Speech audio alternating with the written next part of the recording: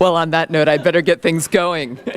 Noting the hour in the presence of a quorum, I call the Acton-Boxborough Regional School Committee to order. Members of the public who wish to watch the meeting online may use ActonTV's YouTube channel, which is found at the top of the agenda.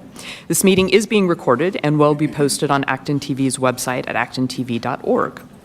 So we are going to start with our budget hearing. Detailed budget material is posted with the March 5th, 2026 school committee meeting materials on the abschools.org website. And also please note that the vote on the proposed fiscal year 27 budget and assessments will be taken at the next school committee meeting on March 19th, 2026, not tonight. Welcome, Sherry. All right, so before Sherry gets started, just as a reminder to everyone, the budget hearing is not another version of a budget presentation. This is actually just really an opportunity for community members to provide public comments specific to the budget. But what I wanted to have Sherry do is just do a couple of anchoring slides just to make sure everyone knew what the numbers were and kind of ground us in what we're talking about. But as I said, this is not a full budget presentation like what we've been doing. It's just an opportunity to hear from community members. Hi. As you said, I have like 5 or 6 slides, very quick, just to kind of go over the highlights of what you've already heard in the past. So at a glance, our total recommended budget, $122,593,238. That is the number that was voted by the school committee when we had the preliminary back in January. The town assessments, Acton is up 3.75%, Boxborough is up 5.57%. Our biggest cost drivers are our health insurance, which we have finalized numbers, is 12.11%, and our special ed tuitions are increasing by 16.09%. And our long-term goal, stabilize long-term financial health and leverage savings from reorganization to protect student-facing supports. You've seen this slide many times. It's giving you the 5-year history with next year. Over the last 5 years, not including this year, it's an average of 4.19% over the 5 years. We did have the outlier year when we had the override of the 9.29%. This breaks down again the assessments for Acton and for Boxborough and their percentages. These next 2 pages are by character code. So the last time we presented, we only presented admin code. I now actually have a line item budget. I believe you all got it. One thing I do want to point out is I had to come up with names. I put upper and lower. The admin page still shows the schools, and the Conant School does still have their variable costs in there. Until we have the students enrolled in the schools, then we're going to look at those supply lines and divvy them up by the enrollment and where the students are going. But if anyone has any questions on this, I will also have it on the website as well as the line item budget tomorrow. But, final assessment increase summary. Acton's going up 2.9, or actually almost 3 million, 2,995,247. Boxborough is going up 935,899. We did meet with the Boxborough Finance Committee this week, and it was a pleasant meeting. And we didn't really have, we had a lot of questions, but they were thoughtful questions, and we answered everything they needed. They did ask then, and we've had this page before about our 5-year outlook. I did adjust this to make it so it now matches our budget. Oh. I did, that's not the right page though, so I put the wrong one up. So I will make sure that's fixed by tomorrow, because the 243,000 in my version, it does have the 243,850 that we did add. And just noting on the bottom, the contingency line, that is the $1 million that's coming directly from E&D that will be used for transition costs. And like I've mentioned before, anytime we use the money, I will do a budget transfer to have it signed off by the school committee and approved to be moved to the right place. And then this just shows you next step in key dates. So the school committee vote on the budget is on March 19th, Acton Town Meeting May 4th, and Boxborough Town Meeting May 19th. I know that's very quick, but you all have the information. Is there anybody that kind of looked through the line items, or anybody that has any questions about anything?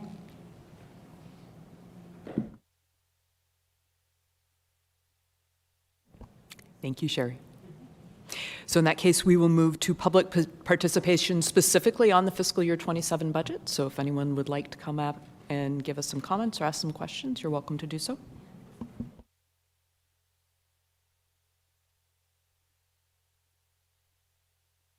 All right, clearly Sherry did such an excellent job presenting that. Well done, thank you. So in that case, I will entertain a motion to adjourn the annual budget hearing. So moved. So moved by Liz, seconded by... All those in favor? Any opposed? Any abstentions? All right, great. That transitions us back to our regular business meeting. So as we get started, first of all, a note from Julie. Nobody touches this part of the microphones. The reason we keep losing, they keep not working, we have to touch the bottom. So if you need to pull it closer, you can move the base.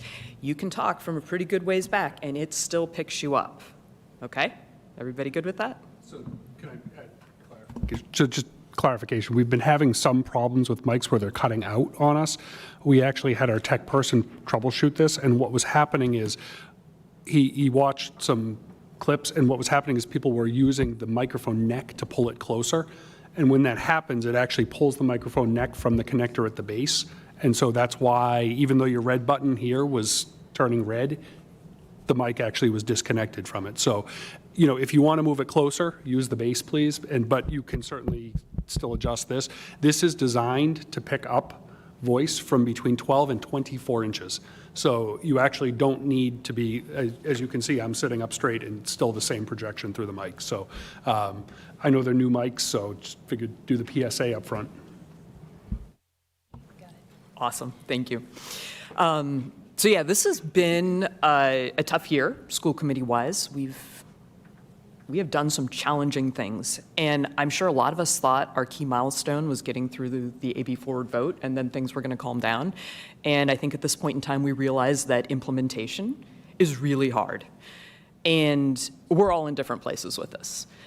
We have members who are angry, we have members who are checked out, we have members who are over-involved. We are all trying to manage this both here in this room and also in our personal lives, and it's a challenge. I got a lot of feedback about our last meeting. We went well over 4 hours. That was fun. We were not at our best, not individually, not collectively by the end. Nothing good happens after 10 and possibly not even after 9:30. We can't magically resolve all the tensions that are out there in the community right now. We are going to have to continue to work through this stuff that is hard, and we are going to have to continue to do it together.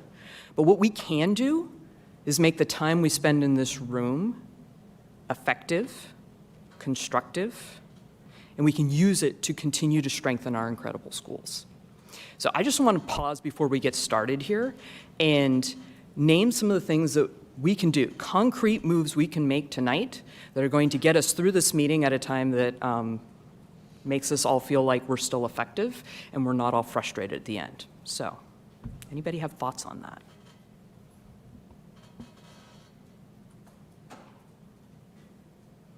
You're going to make me use teacher wait time? That school committee chair can do that too. Go for it, Glenn. I think reinforcing our shared values with this is good. Conflict is okay.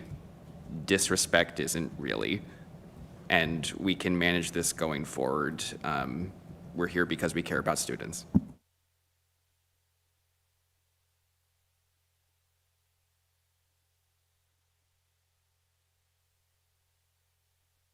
Lisa. I will just echo what Glenn said, 6 inches away from the mic. And I think you're right. It's possible to have healthy conflict. We don't all have to agree, but we all have to speak to each other with respect. And so I really appreciate you saying that, Glenn. Thank you.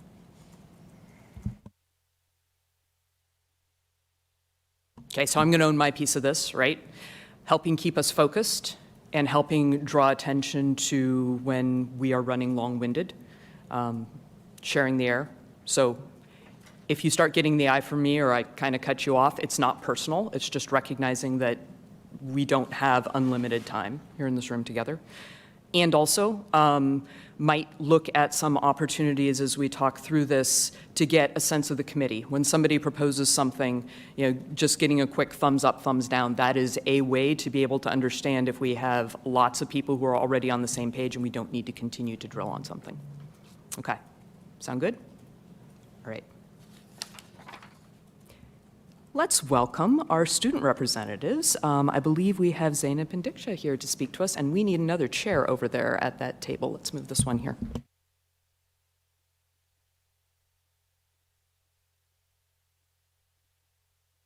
Thank you, Lisa.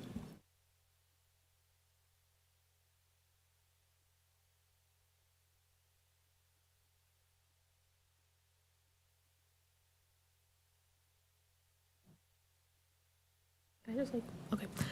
Hi everyone, I'm Diksha Mhatre and I am a senior at ABRHS. Just to give you a few key updates from, I think it was January when we last saw you folks. So just kind of what's going on in the school right now. Tomorrow is our senior versus staff basketball game, and we're partnering with our class leaders of 2026 to help drive up donations for senior events as well. Furthermore, next week we're having our Student Spotlight Series panel with the multilingual learners. So I'm personally super excited for this one because we focused on cultural identity, and it's really nice to hear from multilingual speakers as well. And for seniors especially, there has been a lot of focus on getting scholarship applications in now that college applications are done. And just something of note in the future is, I'm pretty sure it's April 11th or April 19th. I'll get back to you. We have the Suicide Awareness Walk, which is run by the Active Minds Club. You may have seen my email. So there's that as well. And please tell friends and family to join us on that walk. It's a lovely spring morning, so yeah. And now to transition to some more serious stuff. The AB Students for Equity and Justice Club ran a Jewish student panel 2 weeks ago. And two key parts about this was, I think the school community it was really impactful to hear about personal stories from the students about hate and bias that happens in the AB community, outside of the AB community, and their personal experiences. And this kind of connects with the Interrupting Hate and Bias training that happened, I think, was it this week, Zeynep? Or was it last week? I think it was last week. It was last week. And some general feedback from the student body was that they loved the content that was covered. It was very comprehensive, touched on historical points, and we just felt that something that was impactful about the student panel was hearing about personal stories. And we found that kind of integrating that into the slideshows and the presentations would help spread the message better. Just one quote from this that we want to share with you is from an ABRHS Jewish student that was at the Interrupting Hate and Bias Assembly. As someone who values the principles of Judaism, I have always been proud of my community's resilience. The swastika drawings at the school show that some people here do not understand the pain this symbol causes. Seeing this symbol at school makes many Jewish students, including me, feel afraid and unwelcome. I worry that some classmates might dislike me just because of my ethnicity. Our community needs to do better at accepting everyone, regardless of their background or beliefs. And so that was the general feedback, and I think it was really important for a lot of people at the school. And one last quick point that we want to touch on is about budgets surrounding extracurriculars. We know that has also been a tense subject as well. And the Student Council is trying to help this with our biannual club grants. I think this is our third year of club grants, and we allot $5,000 for clubs to donate, just for basic club events and fundraising, just to give them a little head start and boost. What we have noticed is that there have been a lot of clubs applying, and we no longer have the capacity to answer every request. And we're glad that the system is working, but we're also feeling that pressure internally. And that is definitely an issue we're trying to work on with Ms. Dean as well. So yeah, thank you. Good evening, everyone. My name is Zeynep. It's a pleasure seeing you all again. I know it's been a little while, so we do have quite a few things to cover. Speaking of student voices, this week we've also been celebrating World Cultures Week in our language classes. On Monday, we had a cultural food event where students prepared dishes from their own countries and shared them with classmates. I know on Tuesday, my Chinese class made dumplings together, which was a fun activity. On Wednesday, we had our Wear Your Traditional Clothes Day, and we had student panels where students got to talk about their cultural identities and shared aspects of their backgrounds and experiences with the school community. And it was really great to see so many students participating and celebrating the diversity we have at AB. And tomorrow we'll be wrapping up the week with a Read Aloud Day, where high school students from different language classes will visit elementary schools and read books to younger students. And it's always a really nice opportunity for students across different grade levels to connect. We also recently celebrated Lunar New Year with clubs like Dear Asian Youth and Asian Culture Club, hosting celebrations and activities that help students learn more about the holiday and its significance. In addition, we held our Martin Luther King Community Service Assemblies, where students were recognized for volunteer awards, and we heard from a student speaker reflecting on the importance of service and leadership in our community. And before I wrap up, I'd like to highlight one upcoming event that many students are looking forward to. So we have our junior prom for the class of 2027, which is coming up soon. Our class leaders have been working hard behind the scenes to organize the event, and I know many students are as excited as we get closer to the date. And with that, those are the updates from the high school for tonight. Thank you all for listening. Thanks for being here. Before you jump up, I see a hand in the air. We have a question for you. Go ahead, Glenn. So thank you for this, and thank you for your detail. And I did see your email about the Out of Darkness walk. I did check. It's April 11th. So that's perfect. I'll do my best to attend.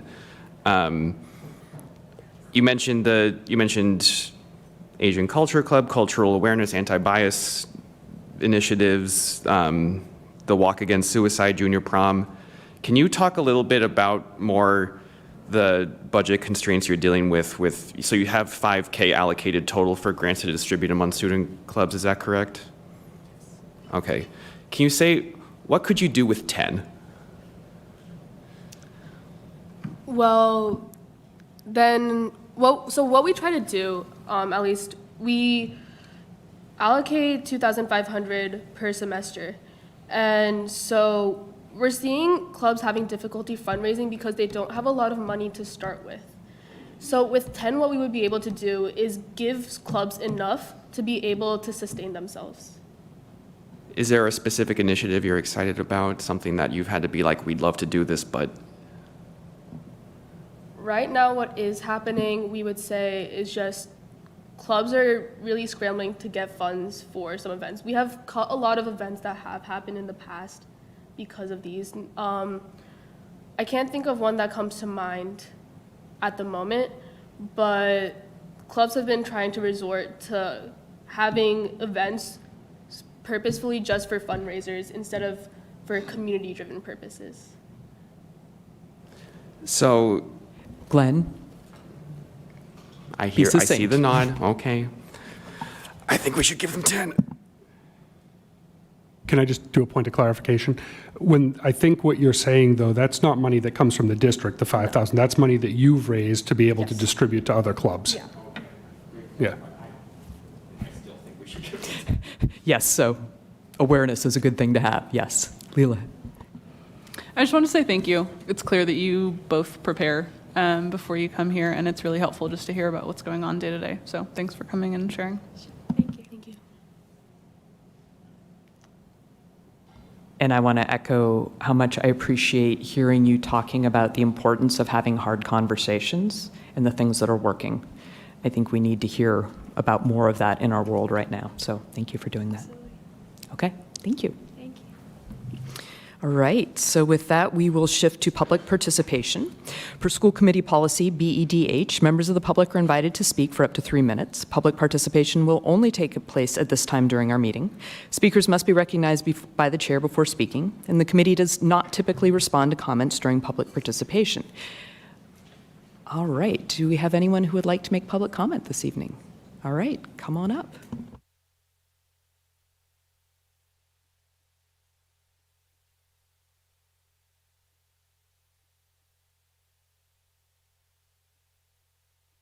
Oh, we'll get your mic turned on there. I think I got it. How's that? All right, thank you very much. My name is Eric Bauer. I'm a recent move into the community. I have a 4-year-old who will be joining the Acton-Boxborough School District shortly. What I wanted to provide some comment on is some concerns regarding the revised geographic scenarios provided for tonight's discussion. I understand in down selecting the scenarios that some things have to be given up, but it feels as though scenario 4 and scenario 5 aren't created equally.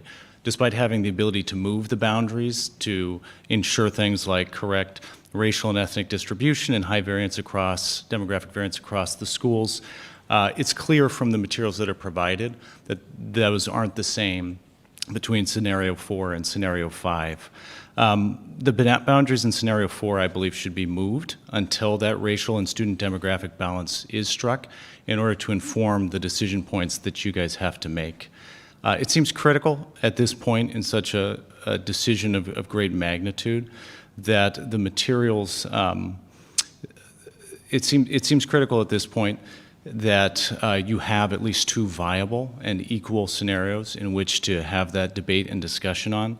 And from the materials provided, it seems to be sending the signal that a decision has to some extent already been made or a decision is already clear, right? The materials themselves state that scenario 5 is the recommended scenario and that further decision points should be made based off of that.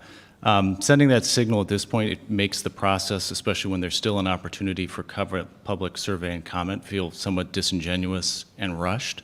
I'd suggest, so that you can get the viable feedback from the public that you deserve in making these decisions, that there be a revision to scenario 4 so that these feel equal and viable. You can get that feedback and then make the most informed decision you can. Thank you. I appreciate the time. Thank you.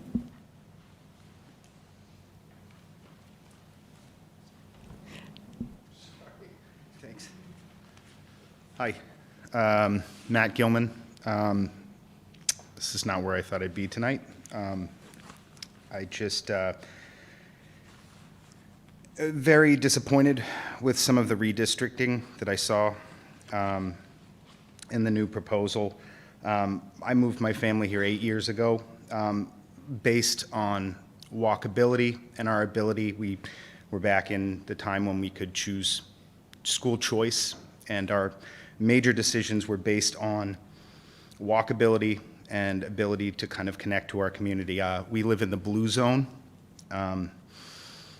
and both of my kids are very excited to be able to, hopefully in the future, be able to walk to school, have a connection with the downtown Acton community. Danny's place, they love the Citizens Library, and right now they spend 40 minutes on a bus when it's a 10-minute walk. I think that there really needs to be some focus on looking at communities that need to be bused versus those that can walk. Right now, we would be moved to Blanchard. That would eliminate walkability completely. Biking, any of those activities, because Mass Ave is not a safe road to put my kids on. There's no sidewalks. People drive, the speed limit's 40, but people don't drive 40. If your stated outcome is to keep the integrity of established communities, why would you disconnect the blue zone? I think that it makes more sense to, you could send, I mean, the red zone alone would put Blanchard within occupancy numbers. It just seems a little short-sighted, and if you're really intent on not breaking up these communities, my kids walk downtown all the time, and to send them to another school where they can't have that, and then will be on a bus for most of their day and not have any access 30 seconds. to any of that, okay? Thank you. Thank you.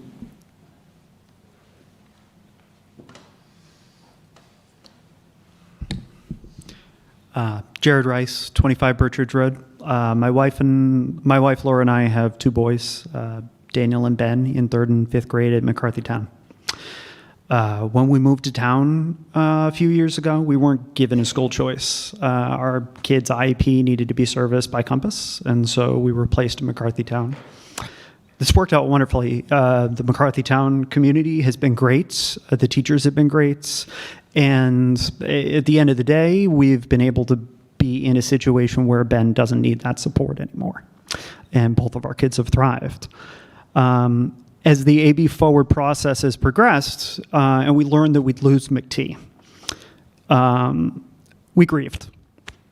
But we talked it through as a family, and we knew that we'd receive the support our boys need wherever they land.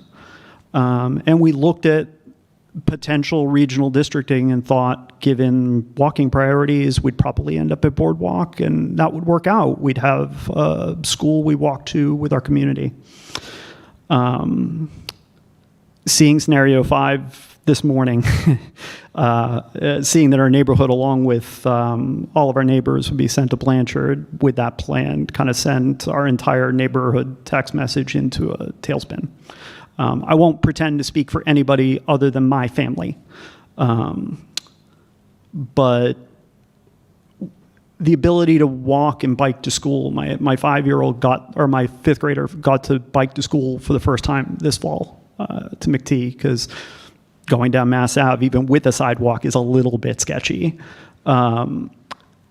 Losing that ability, that was going to be a silver lining in this kind of storm of transition and turmoil. Losing that would be devastating. During the last meeting, when you were discussing scenarios 1 through 3, I came away with the feeling that walkability and kind of keeping those communities that are within walking distance of a school together was really important.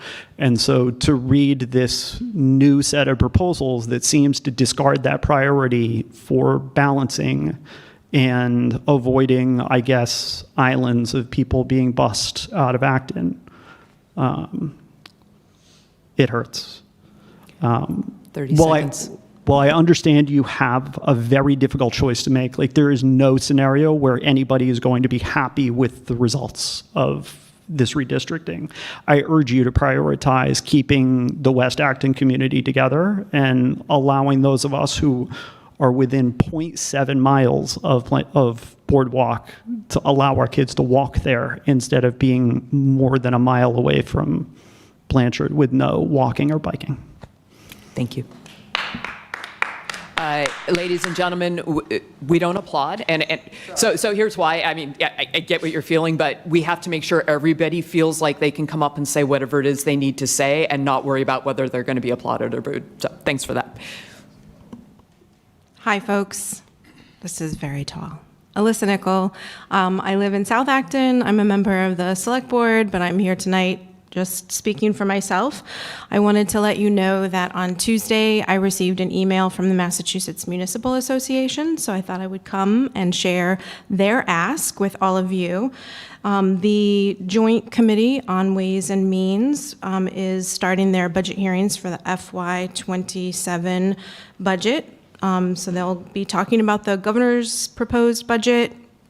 After those hearings, the House and Senate will work on their own budget proposals. So now is the time for all of you and everybody listening to contact your legislators. You can even contact, aside from Senator Eldridge, Representative Cataldo, and Representative Sena, everybody who's on the Joint Ways and Means Committee, or at least just the chairs. But here's some things that the Mass Municipal Association is concerned about, and I'm concerned about too. The governor has proposed only a modest increase to the unrestricted general government aid, which is also known as UGA, 2.5%. That's not enough. We need a lot more. We need to bring those traditional state aid levels back up to where they used to be. We also want to ask our representatives at Beacon Hill to support full funding of the Student Opportunity Act, also the Special Education Circuit Breaker, minimum aid increases. And I want to ask everyone to take action, to contact folks and request this additional funding. Now that I've seen the presentation and the expected increases in costs for the district that are above 2.5%, 3%, which is all that we are allowed to increase our revenue. That puts, the unrestricted general government aid puts strain on the town's budgets, which then translates to strain on the school district budgets. And I remember that Chair Campbell reminded us during Budget Monday that our advocacy had an impact. So I want to rally everybody again to take action and check out the state website, find your representatives' emails, find the emails for the Joint Ways and Means Committee, and ask them to increase the funding that they're sending to towns and cities, because our costs are definitely outpacing inflation and towns' ability to raise revenue. Thank you. Thank you. Okay, this is going to be our last public comment. A bunch of people walked in late, so I did not do a show of hands earlier. If you have not had an opportunity to speak and you have something that you want to share with the school committee, please email us. Go ahead. Thank you. I'm David Martin. I live on High Street in Acton. I just wanted to say that there is a sign at the entrance to the Boardwalk campus that says no trespassing. This sign is almost never enforced. A no trespassing sign that is almost never enforced is inherently arbitrary and discriminatory when it is enforced. I ask that that sign, and if any other signs exist on any other campus, either be enforced or taken down to avoid that possible discrimination. In the case of the Boardwalk sign, it would be difficult to enforce it, right? There is a long tradition before the current building of people using the boardwalk to cross from one kind of part of West Acton to the other. And in fact, that was explicitly stated when the Boardwalk campus was built, that the new boardwalk, covered boardwalk, would be open to the community. In any case, you guys can decide what you would want to do, but I would like you to either, like I said, enforce or take down the sign. Thank you. Thank you. All right, we are going to move on to our community wellness presentation. Heather Stouch, welcome.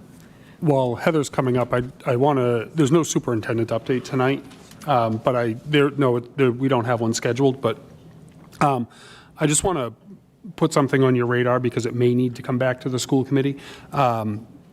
During the commissioner's conference call that he does about quarterly with superintendents yesterday, he had announced that many districts in the state are now trying to seek waivers to the 180-day requirement because of the number of snow days that school districts have had. And they do have a process to consider that. And I just want to make you aware of a few things because we are at, the Thursday now to get out. We have one more snow day gets us to Friday, but then it would put us into that last week of June. And no one, thinks last week of June is a good time, including the state. They've said that they want to avoid schools going into the last week of June. A couple of things. There's two requirements in the state of Massachusetts. One is that we attend 180 days minimum. And the second is that we have 990 hours of instruction for secondary students, 925 hours of instruction for 900 hours of instruction for elementary. They are considering waivers to the 180 days as long as the hours of instruction are met, and a whole series of criteria. One is that a district has to have used up all 5 of their snow days that they build in, and our 5th snow day would be tomorrow. meet the instructional hour requirement, evidence that instructional time is taking place through Friday, June 26th, which would, we're at the 25th now, evidence that the district repurposed any remaining district-wide professional development days or school closure dates outside of April vacation or required federal holidays. So, for example, Good Friday is not a required federal holiday, nor are the Eids, right? And so, in order for us to be considered for any type of waiver, we would have already had to have shown that we've repurposed those dates as school days. And then there's a graduation requirement that districts can maintain their regularly scheduled graduation date regardless. So those are the criteria. Right now, we've used 4 of 5 snow days that we've allotted, and we're set for the last day being June 25th, which is Thursday. Right now, we don't have reason to have to necessarily consider that, but I at least want you knowing that that may be something that has to come back to the committee. March is a very unpredictable month where we just don't know what's going to happen. So want to just put that out there. Does that become a one-to-one between, like, Good Friday you mentioned? That brings us back to what, Friday, or is it, how does that work? Did they stay? Correct. Say for example, we used all 5 dates and we decided we were going to attend school on Good Friday. That would then bring us back a day because we would have met the requirement. And you can't couple like 2 half days together to equal the whole day. Yeah. So that if we ever had to go in that direction, that would have to be bargained with our associations, things like that. But I just want to make sure that that's on your radar in case for some reason we needed to get there. And we'll pretend that's real wood. Thanks, Peter. Welcome, Heather.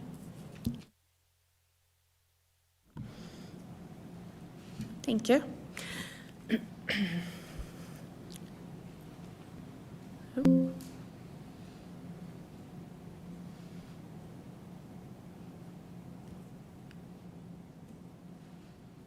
Thank you.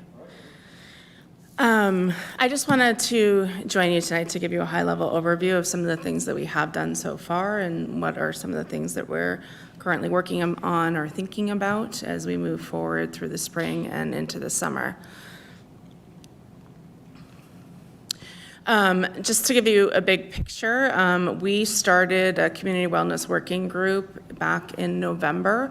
The design of the group was focused on looking at systems and structures and supports that we might need through this time of change and uncertainty. The makeup of that group is predominantly school leadership and also cross-disciplinary representation from the district level, with some sub-working groups from the elementary mental health staff, so that's psychologists and school counselors as well.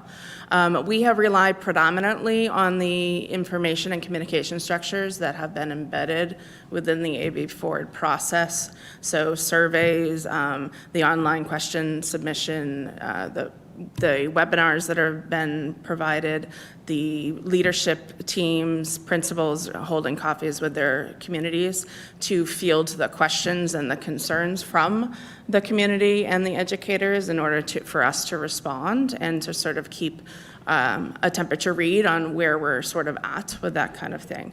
And then we are also putting out information through those webinar platforms, the weekly and biweekly updates, and then occasionally a Parent Square post if it's really specific and targeted toward a particular event. So that's one thing that's been ongoing since November. We also recently started, following the decision in January, we formed a Community Wellness Advisory Council in February and have just started meeting. The design for the council is to provide some oversight and guidance for the structures that we're putting into place from a trauma-informed lens as we work through. There is district representation on that team as well as community representation on that team. team. It is myself as the coordinator of SEL and mental and behavioral health, the department chair for elementary counseling at the district level, and also the nurse leader in district. Michelle Riley is a part of that committee. On the community side, we have Dr. Jasmine Darling, who is a pediatrician at Acton Medical and the district physician. We have Stacy Swazi, who's a licensed clinical social worker and a partner through Cartwheel Care, our telehealth service provider, and Joe Restuccia, who we've been partnering with for the last few years on trauma-informed practices across the district. He works out of Leslie Institute for Trauma Sensitivity and has many years of experience in supporting districts, state organizations, and departments around trauma-informed practices and meeting children's needs. In addition to that, just structurally, as we move forward, we have also put into our budget request for FY27 2 additional elementary counselors as we work through supporting students and families into the new year.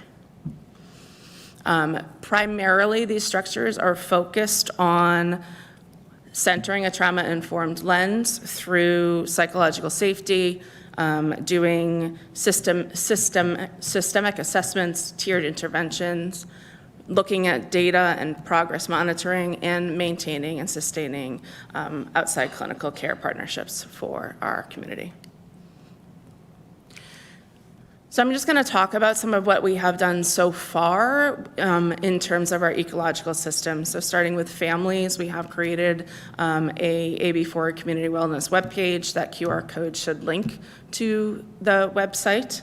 On that website, we have provided guidance for families around how to support their children through uncertain times. We have the Director of Special Education has also added specific information related to supporting students with disabilities, navigating the change of reorganization through that lens. We have curated a partnership between the mental health staff in the district and also leadership within the library and media department in district, the books for fostering resilience and having conversations about friendship and change and transition with children.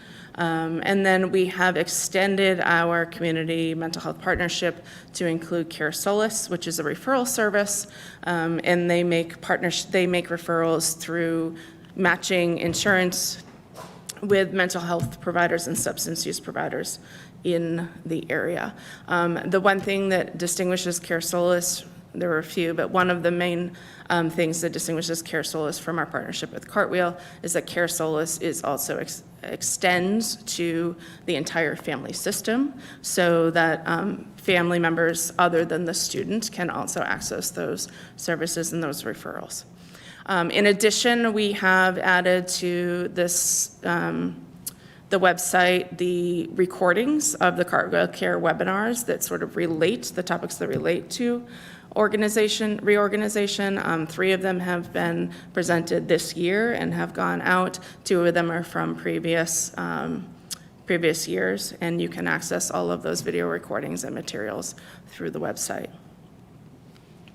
In terms of leadership and mental health staff, we have done some targeted professional development this year.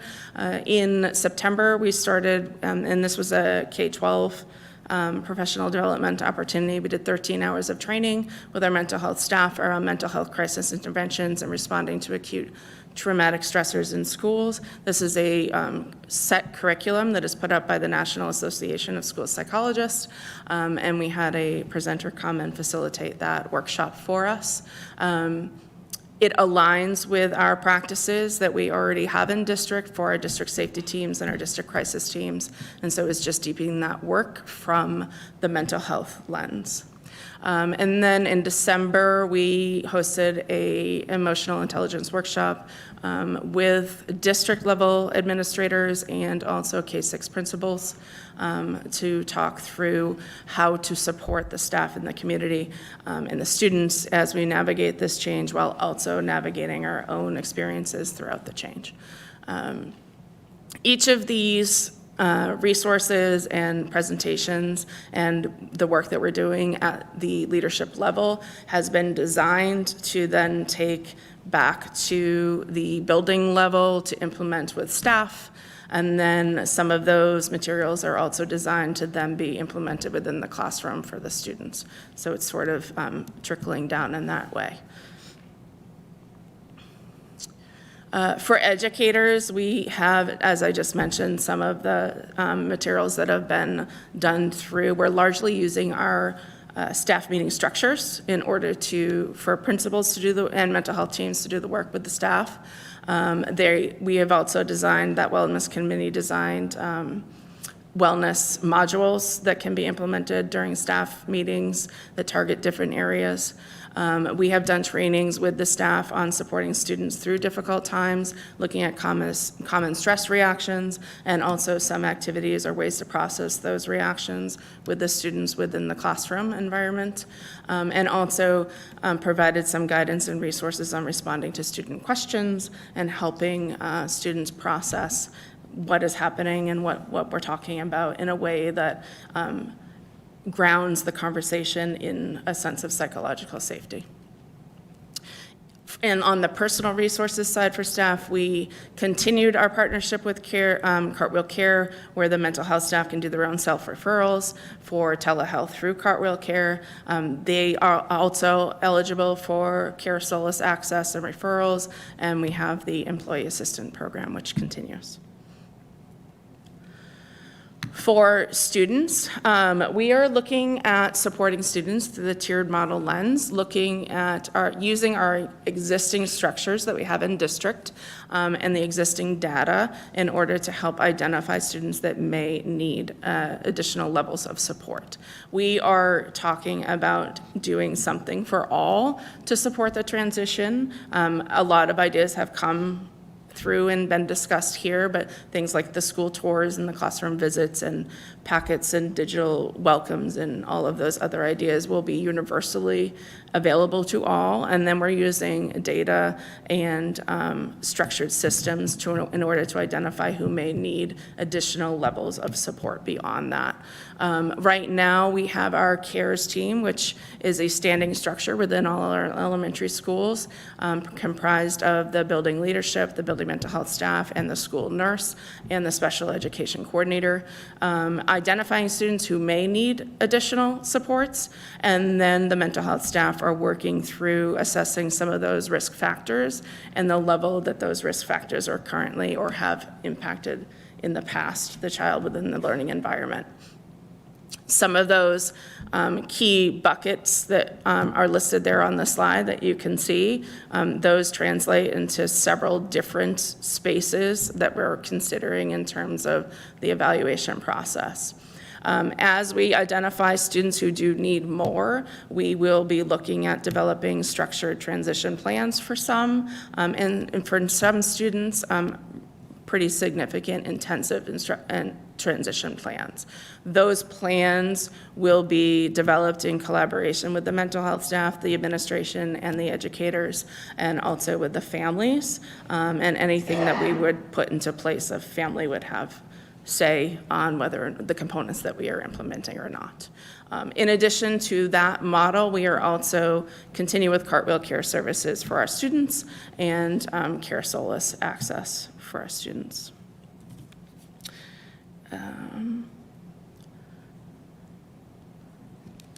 Looking forward, these are some of the things that we are either just starting to talk about or have on our to-do list. But we have been, I think Peter had mentioned last week that Jen Faber started working with the principals. We met with the principals around some of the school closure. We provided some resources that were produced by Cartwheel around activities that you can do with the educators and then with the students. We're talking about school celebrations and how to do that in a way that both brings closure and bridges to hope for the future. We're considering and exploring having listening circles for families that choose to opt in with a licensed mental health provider in the spring through our partnership with Cartwheel Care, and then the individual transition planning, which I just sort of highlighted for you where we are in the process with that.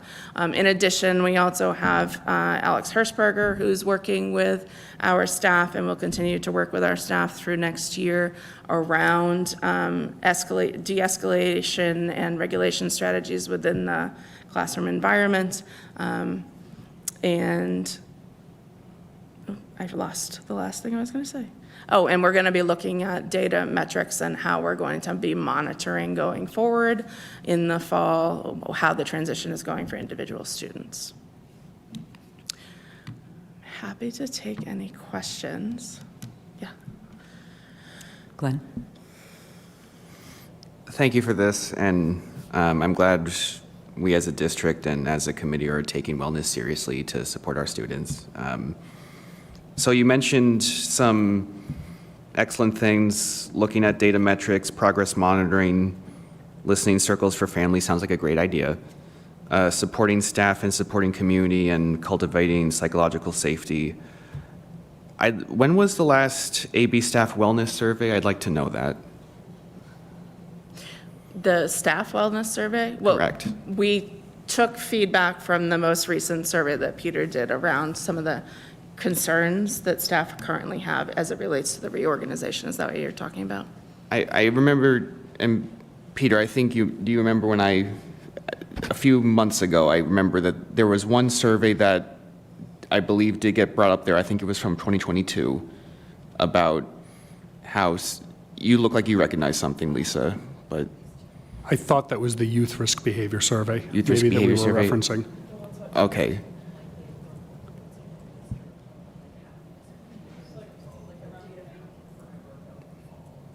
Oh, that was probably 2022 or 2023, I think. Okay, and that's a staff, sort of like staff well-being survey? Yeah, that was part of what district management group had used in terms of developing the next strategy. Okay. I feel, so this is a comment now and then I'll just close now. I feel it would be, given the transition we're going through and the increased volatility and just the fact that we need to be absolutely clear that we have each other's back throughout this, I think now would be an appropriate time for another staff wellness survey.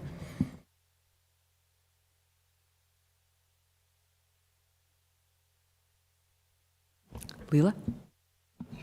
Thanks for sharing some of this. I was curious if you might not know specifics now, but if you could add any kind of color to the piece around kind of data monitoring as the year progresses and what that might look like. Yeah, so it's a very high level right now because we haven't unpacked all of the different structures that we're going to implement for the transition plan.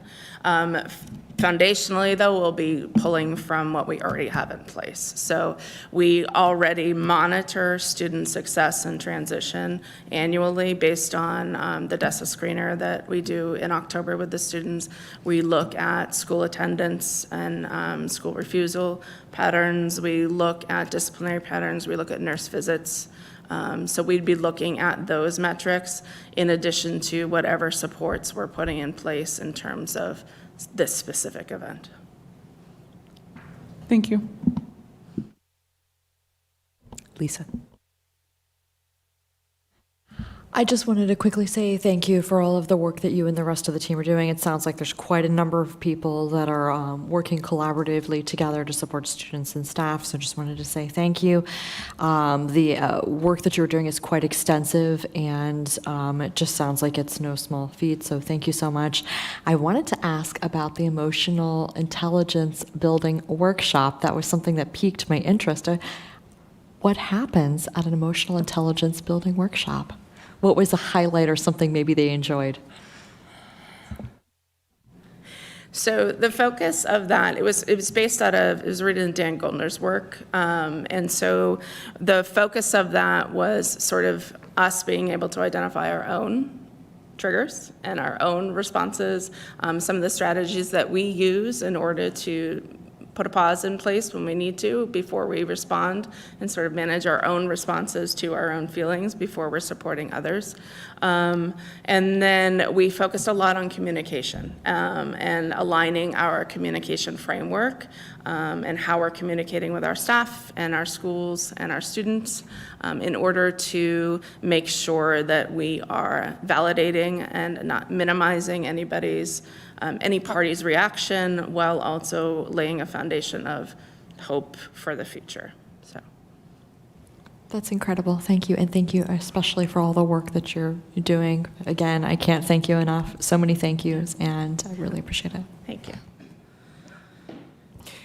So I really appreciated how you showed using the MTSS framework as the way that you're identifying what we need to do for every student and where we need to identify students that need more support and how we can do that. I also really appreciated hearing the way you're thinking about bringing families into this. This is all much more extensive than I think I ever even imagined could be possible when we first started talking about this. And I know I am certainly hearing a lot of the anxiety and worries that are out there as we're still, in this period that feels very, very uncertain. And knowing that you are bringing all of this together and that you're here for our students and our families and our educators really means a lot. So thank you. Thank you. Okay. Glenn, yes, and you've already done one. So what I'm going to tell you for the rest of the evening is start with your one. We can't do loops on everything and still get through everything under 4 hours. Okay. Go ahead. I'm done. Okay. Thanks, Heather.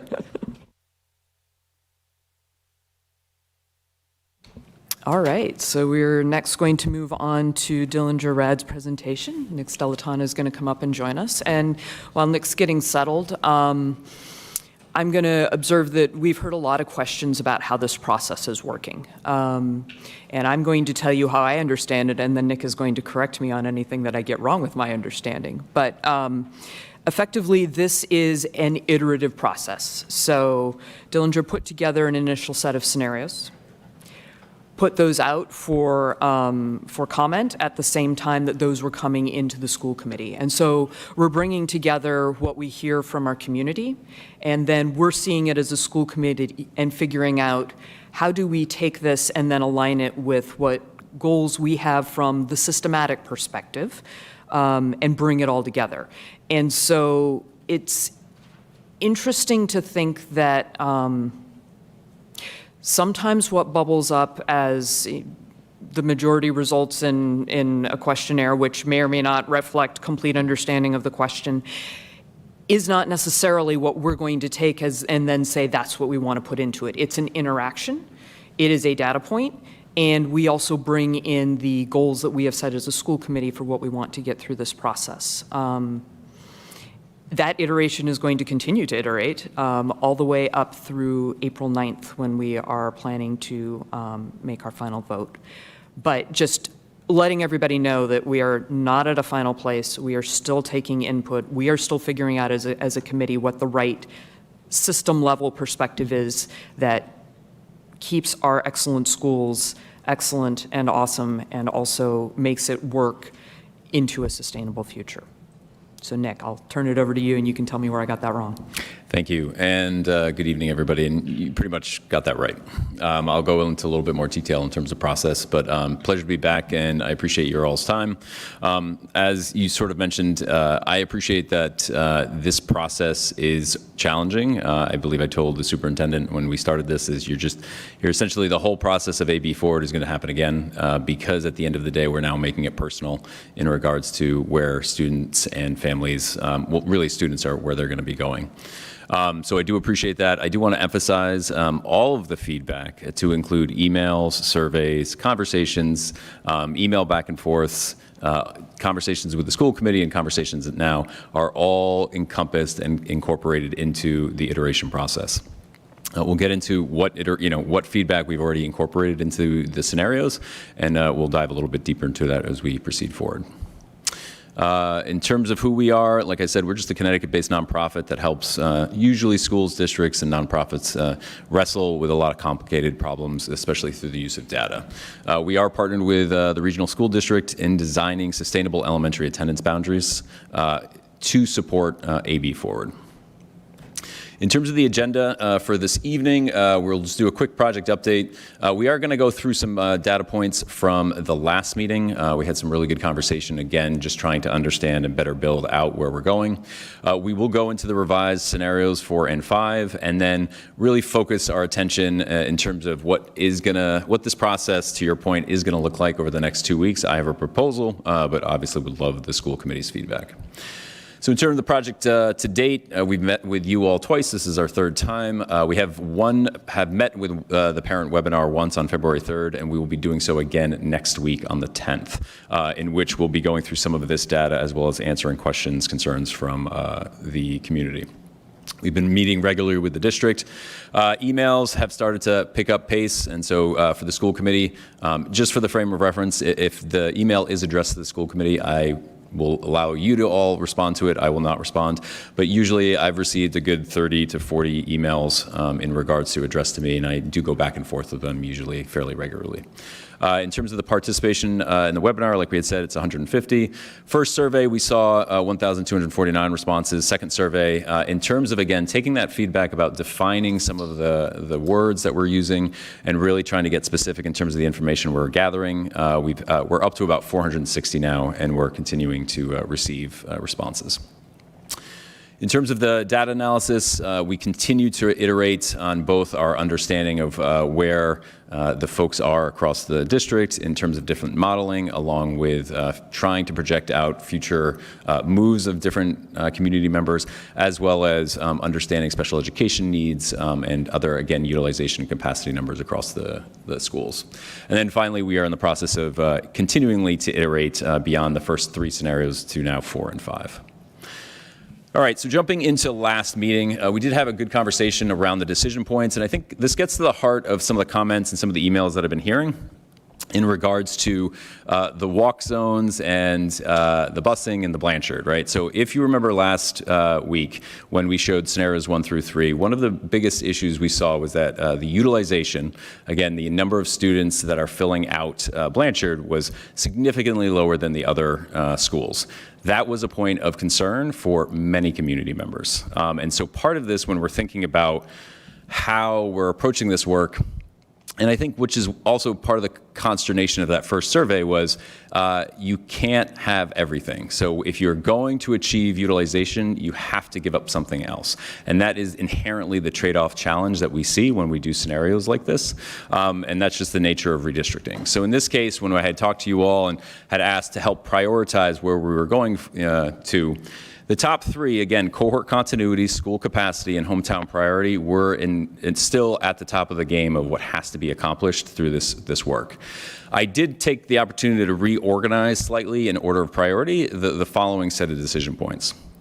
Balance student demographics, I think, was at the top of most of your all's list. I can tell you from the community, it was at top of their list as well, in regard, besides for walk zones, was top because at the end of the day, from the open enrollment perspective, you were able to achieve that to a fair degree. And I know that was a hallmark of Acton-Boxborough's student experience. And so we have sort of prioritized that as being the big focus. Walk zones, and I will sort of reframe this to be neighborhoods that are within walking distance of the school should be prioritized to go to that school. And we've identified that, and so as we get to the scenarios, you'll see we did really try to focus on that. A couple points. There will not be a perfect 1 mile radius around each school. That is kind of the challenge that we're facing, as well as sort of understanding, and I'm still getting mixed signals here in terms of what is a safe walk zone and what is not a safe walk zone.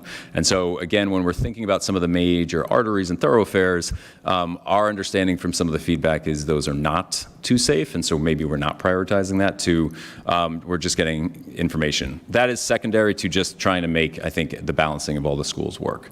Then we look to recognize neighborhoods, future enrollment trends, and then contiguous zones as the 5th priority. Again, none of these are being ignored, but we are trying to prioritize how we develop the scenarios. In terms of the population projections, had some good conversation in terms of trying to think more critically about what can we know to be true in regards to the next 5 to 10 years.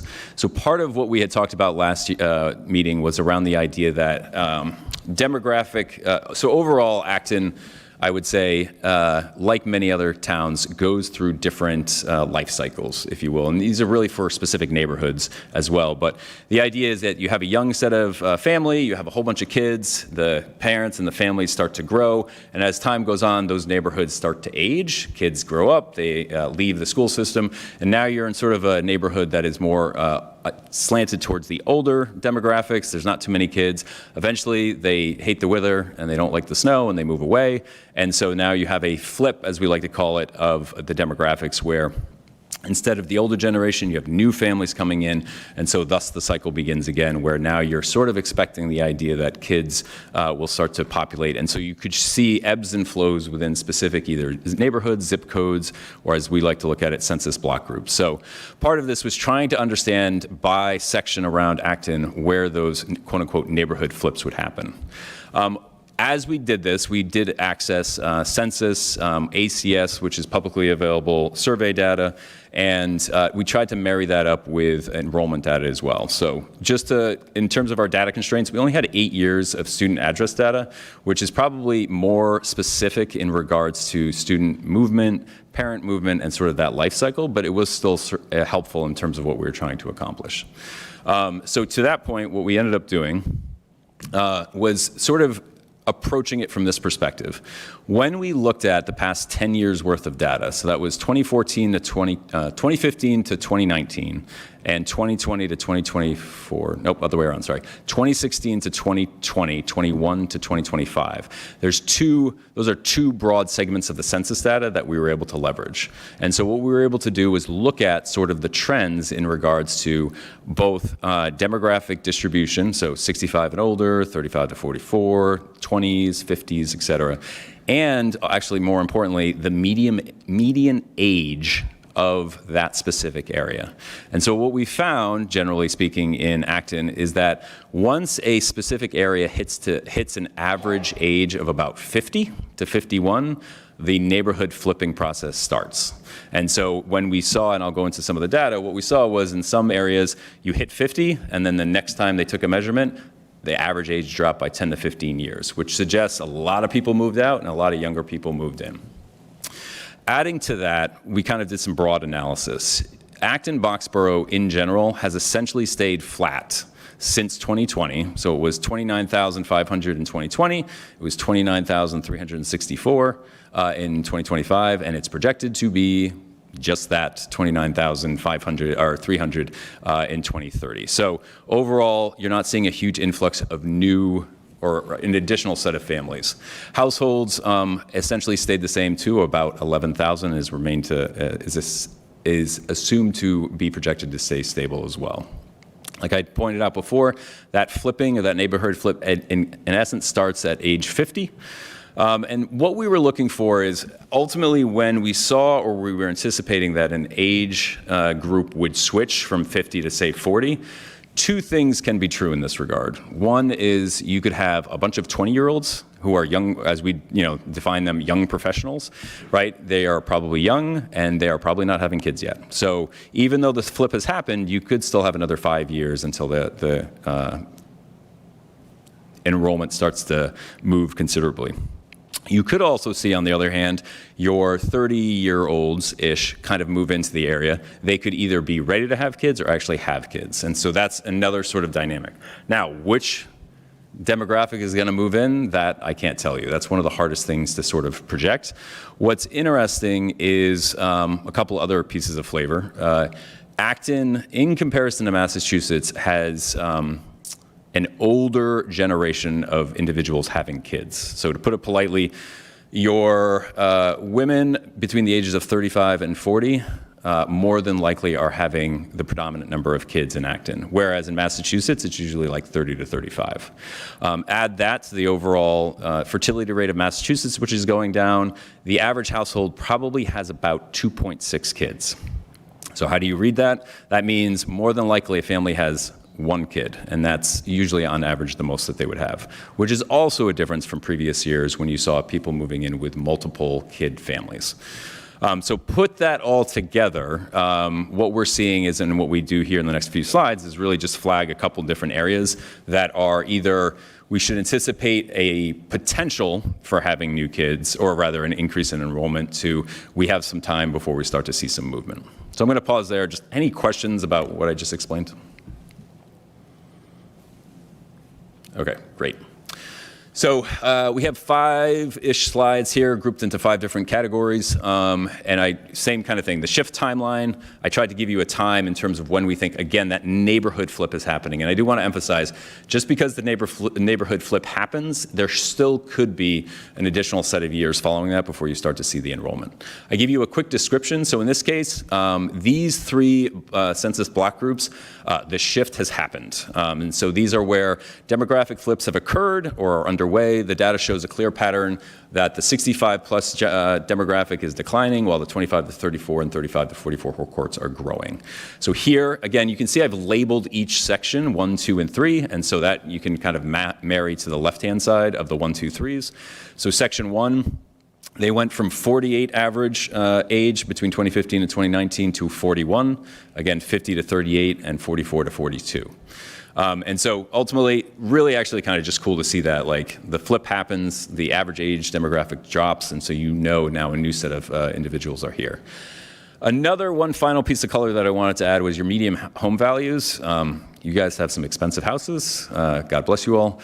And so that adds another challenge to it too, in terms of thinking about who has the means in which to buy some of these houses, and so you have to kind of take that into account as well. And so then at the bottom, I tried to just sort of, again, provide that color for you in regards to what are we seeing in terms of enrollment. So in this case, your number 1 section has been showing an increase of enrollment. And so what I saw in that regard was your 35 to 44 cohort actually grew the most in terms of demographics. So that hypothesis of people are moving in with a set of kids actually probably is true. The other 2 areas, though, even though the shift has either happened or is happening, has not sort of borne out in terms of the enrollment.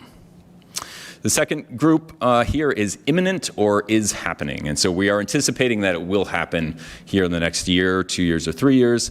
And so again, you have the 1, 2, 3, 4, and then you can see that the median age now, it's approaching 50, right? That's where we know. So I would imagine the next census block, you're going to see that all drop. But as of the latest poll, we don't think the flip has officially happened yet. I provided you with the median home values, and then in this case, excuse me, you have a decrease in enrollment in 3 out of the 4, and again, that's section 4, which is right on the border of Boxborough and Acton, is showing that increase of enrollment. Your next group are the 3 to 5 years. This is where, again, you're starting to see that increase in age, but they still have a couple years until they get to that 50, 51 mark. Again, I won't read through all the stats, but you can kind of see but again, here's the interesting part, right? You're seeing an enrollment increase. Here, I would imagine, is you're getting the tail end of that 35 to 44 age group coming in, and you're starting to bear the fruit, so to speak, of that population. Finally, 5 to 10 years, you have, as it were, a young cohort at the moment, 43, 38, 43, and 38. And so ultimately, it's going to be probably another 10 years before the flip happens.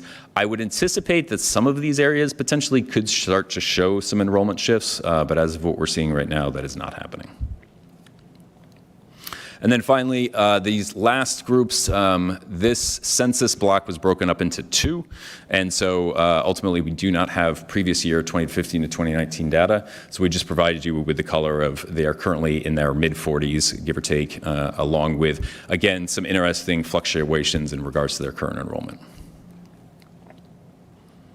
So how would I look at this? Generally speaking, I was trying to basically understand, ideally, to the point of, from the conversation last time, was where, again, these areas are. And I think the big important point is you can see that there's no concentration of one particular area.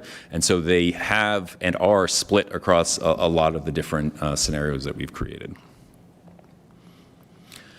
Finally, expanding the Blanchard zone. This will be a point of conversation for sure. And it was indicated by one of the gentlemen talking about the blue zone and the red zone. And so what we wanted to highlight here was, again, during last meeting, it was identified, and during a lot of the feedback, we wanted to add more individuals to Blanchard. So initially, if you look at scenarios 1 through 3, the green zone that has 45 students was originally had chosen. It was chosen because it was on the border, it was a self-contained neighborhood that we could isolate, and it was closest to Blanchard. And generally speaking, it's hard to sort of convey, and I've had a couple people recommend, why don't you use the satellite zone farther away?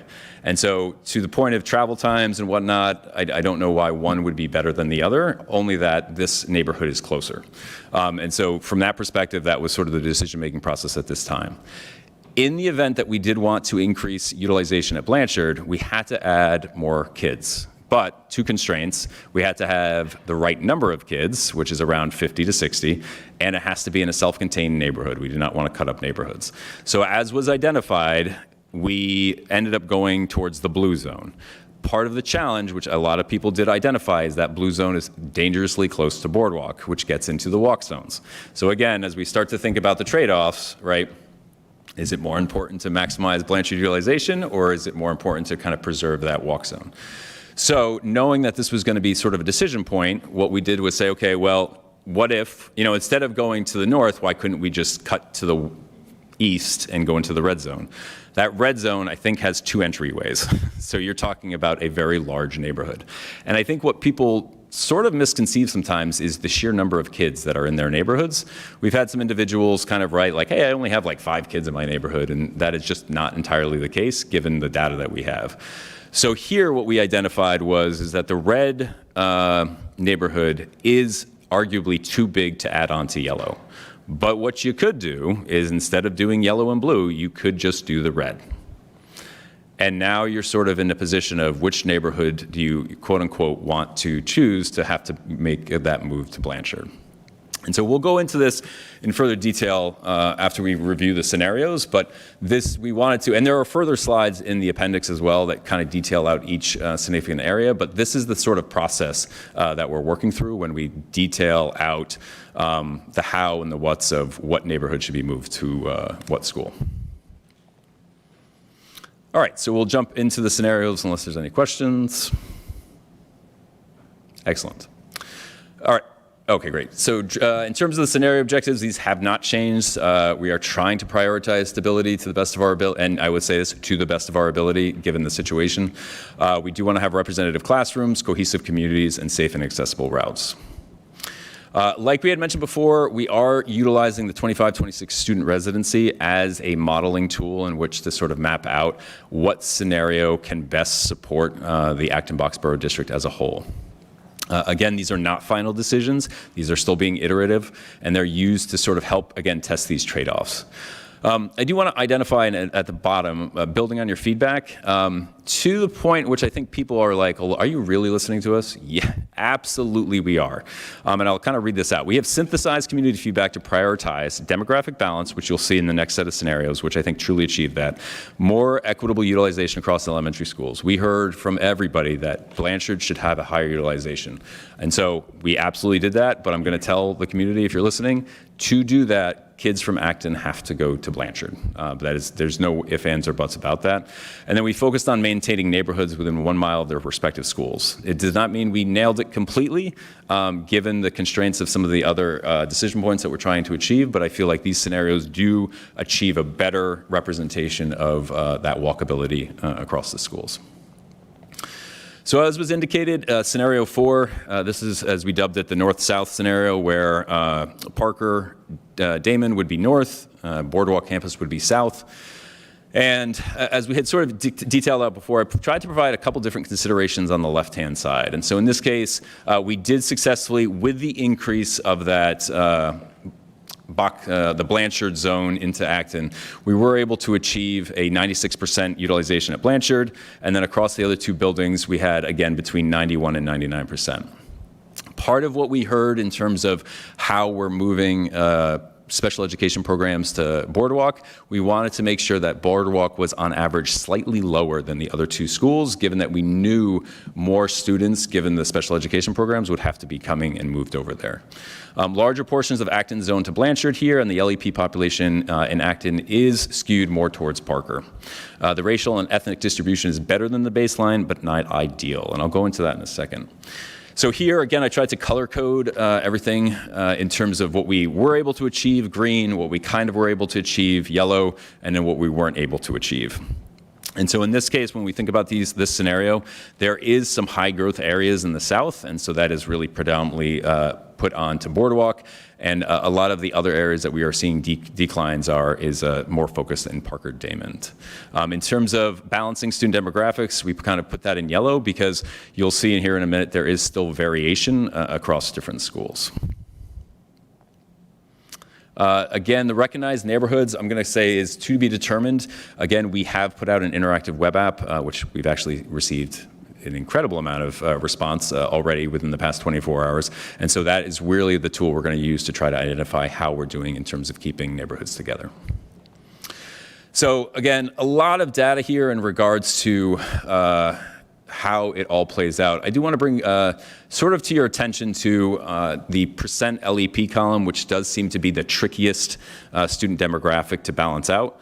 What we're seeing is that your lower schools, like we've talked about before, will have on average higher percentages of LEPs. That's to be expected in comparison to the uppers. But so what I'm really interested in is how do the three lowers compare? And what we started to do going forward is we actually took, even though Blanchard is a K6, to help create the accurate comparison, we did break out their K to 3 and 4 to 6. So in this case, for percent LEP, you can see that 14%, 10%, and 20% as compared to Boardwalk and Parker-Damon does sort of represent a fairly significant shift between the three schools. I'll also bring your attention to the percent Asian population and the percent white population does have a little bit of a, I don't want to say significant variation, because I think in baseline you see it worse off. That was one of the reasons why when I color-coded it yellow. There is variation, but it's actually technically better than baseline. And so from that perspective, I would see that as a win. Again, as you can see here, we did try to really focus on the walk zones, and so those are detailed out as well. The biggest concern here for the walk zone is, as was indicated, the southwest portion of the Boardwalk campus, which is within, I believe, one of the parents said 0.7 miles, is rerouted to Blanchard, and that does really sort of conflict in that zone. In terms of the historical enrollment, again, we just give it to you as if, or what it would have been if the scenario 4 had been in existence the entire time. We kind of flagged for you, the Boardwalk campus is significantly showing an increase in population, where your Parker-Damon is really showing a decrease in population. All right, so then there's scenario 5, which we dubbed the east-west scenario. And in this case, again, zones, we kept the same exact zone structure for Blanchard, and then the utilization in my mind is better from the perspective of we still achieved 96% at Blanchard, and now we're between about a 93 and a 98% balance between the other two campuses. A large portion of Acton, like we had talked about before, is zoned to Blanchard, and then in this case, when it comes to the racial ethnic distribution in the LEP population, you can't, I don't want to say, I won't say you can't get better than this, but this right now is truly, I think, one of the best scenarios that we have so far. And part of this, in terms of what we were happy with, is up in the north, when we were looking at the distribution of LEP and low socioeconomic status, it was brought to our attention in terms of using satellite zones, that you could run into the problem of, if you have different students who have high mobility, meaning they're moving fairly regularly, you could easily have a situation where they are moving and then now they're falling out of their zone because of where they have to stay locally, and so now they have to go to a different school. And that resonated with me when we talked about it. And so in this case, as we're thinking about how the boundary runs north to south, we did try to kind of cut the major strip in half so that you now have two fairly sizable blocks of populations that people can sort of move around in without falling out of their current school boundary. So in this case, as you can see, we've achieved a lot of good things. We really nailed the student demographics in this regard, and I'll show you that in a second. The school capacity, cohort continuity is all there. Future enrollment trends really does do a better job of breaking out the different zones that we've had across both boundaries. The walk zones, again, are in yellow because of that southeast portion of Acton that's getting pushed to Blanchard, but we did continue to have contiguous zones and really, like I said, address that future enrollment trends. So here, again, really hard to see, but I'll point out that the LEP percentage across the three lowers, 14, 17, and 17%. I mean, that's basically equal across the board. If you look at the racial demographics, they are almost equal across the board as well, which is significantly better than what you had before. And then if you look at the special education percentage, you do have slight variation here, but that is to be expected as we sort of play out a little bit. But definitely not out of, I would say, what the baseline is in terms of what we tried to accomplish. And so all in all, again, thinking about that student demographic experience and that representation, it's going to be, I'm not saying we won't try, but it's going to be really hard to sort of achieve a better result than this. In terms of the walk zones, so in this case, outside of the southeast, there is the southwest portion of Boardwalk. In terms of the northeast portion of Parker, you can see that there's that little cutoff that now is being allocated to Boardwalk. We have heard from a couple people about their children biking also and or being able to walk. So that's sort of a tricky piece where, again, around the margins, based on the interactive web app feedback that we can receive, we might be able to play around the margins here in terms of moving a couple of the borders left or right. In terms of the historical enrollment, again, a little bit more balanced in terms of what we're seeing and not seeing too huge of an increase or a decrease. So you did all ask in terms of thinking about it from the context of, okay, if we did this scenario, how many kids would move? As is indicated, you would have, including Conant, you would have 68% of students across the district have to move buildings. If you don't include Conant, it's 52%. And so here, very subtly, you can see we use scenario 5 as an example. And so what you're seeing in terms of the red and the yellow is the distribution of students who have to move buildings. And so the reason why, and I hope this is sort of what you were looking for, is it's just indicative of the fact that there is not much you can do in terms of how kids are going to have to move buildings, given the fact that you're switching from a K-6 model to a K-3 or 4-6 model. All right, so this is in the thoughts, and we'll push this out as well, but this I would encourage everybody to please log into this. This is a interactive map for you to dive into the street level to the address level. It'll show you with the scenario 5 overlay what boundary you're in, so you can get down to the granular level. It allows you to highlight specific areas and provide feedback for that specific area. You can do it as many times as you want. And it's helpful for if you're saying, well, I think this is the neighborhood or this road is really bad. It really helps just provide that kind of clarity in terms of what we're looking for. So I would encourage everybody to please take a minute and fill it out. So I'm going to open it up for conversation, but I kind of wanted to bring this up, and this is sort of my pitch, I guess, to the school committee. I really do feel passionately that scenario 5 is probably one of the best scenarios we're going to get out of this whole process. Again, I'm not saying that we won't iterate if I don't hear otherwise, and I'm not saying that scenario 5 can't be tweaked. Specifically around some of the borders, around the walk zones, et cetera. But at the end of the day, we have to be careful in regards to the idea that we can continue to kind of like iterate and do a couple different maturations on the scenarios, but, and hint, this is probably not something I'm telling you that's a big surprise, there are actually 4 huge areas that deserve your attention that will actually, in my opinion, be a little bit more important at this moment in time to help shape the final set of scenarios. So the first one is the Acton-Boxborough agreement in terms of ensuring compliance with the AB regional agreement, and we'll go into that here in a second on what that means. Second is about the expanding the Blanchard zone. No matter what we do, we have to expand the Blanchard zone, and so nobody's going to like any scenario I give if we don't have an agreed upon way that we want to approach that. We had talked briefly about flex zones, and I have a slide for each of these, which we'll go into, but flex zones, both can do two things: establish flexible attendance zones for the future, but can actually help establish attendance policies for the now. And I sort of seed that as a potential idea in how we want to think about them. And then grandfather or legacy, part of this is just ensuring that we are all completely understanding what, if any, type of grandfather or legacy option we will do going forward. So, in terms of the AB regional agreement, through some emails back and forth, and I know the school committee got it as well. If you're interested, it's on the website. Section 3, D and E, there were a lot of questions that came up in regards to, well, if the agreement says this, how do we move forward with the AB forward? And so there was a legal review, and I believe that is included in the packet.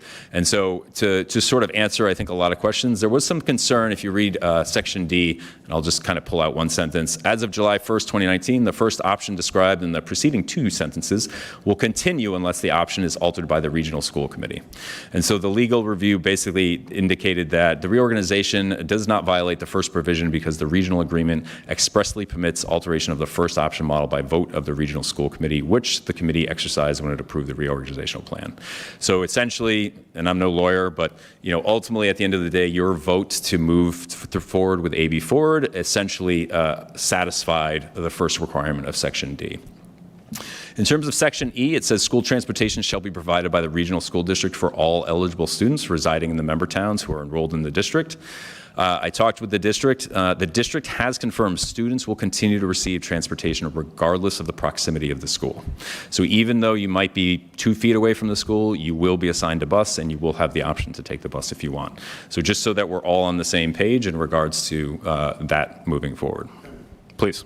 Just one other comment on that. I also talked to one of the licensed daycare providers and childcare providers in the community, and also confirmed for them our intent is to continue to provide the transportation to licensed childcare facilities as well. That's consistent with school committee policy. So our intent is to keep our transportation policies around who qualifies for transportation and where consistent. Thank you. So this section is really just meant to, it's been clarified, and I think as long as we understand this and the community understand this and we can continue to speak, with one voice that this is how the situation is understood, I think that will sort of help the process moving forward. Again, this is the exact same graph as before, but it's really to emphasize does it make sense to identify other areas for Acton for consideration, right? So we could leave it, and again, part of what I should have said earlier is my recommendation is if scenario 5 is where we want to at least really ground, I think, our understanding right now, the next 2 meetings provide us with an opportunity to dive deeper into these specific areas.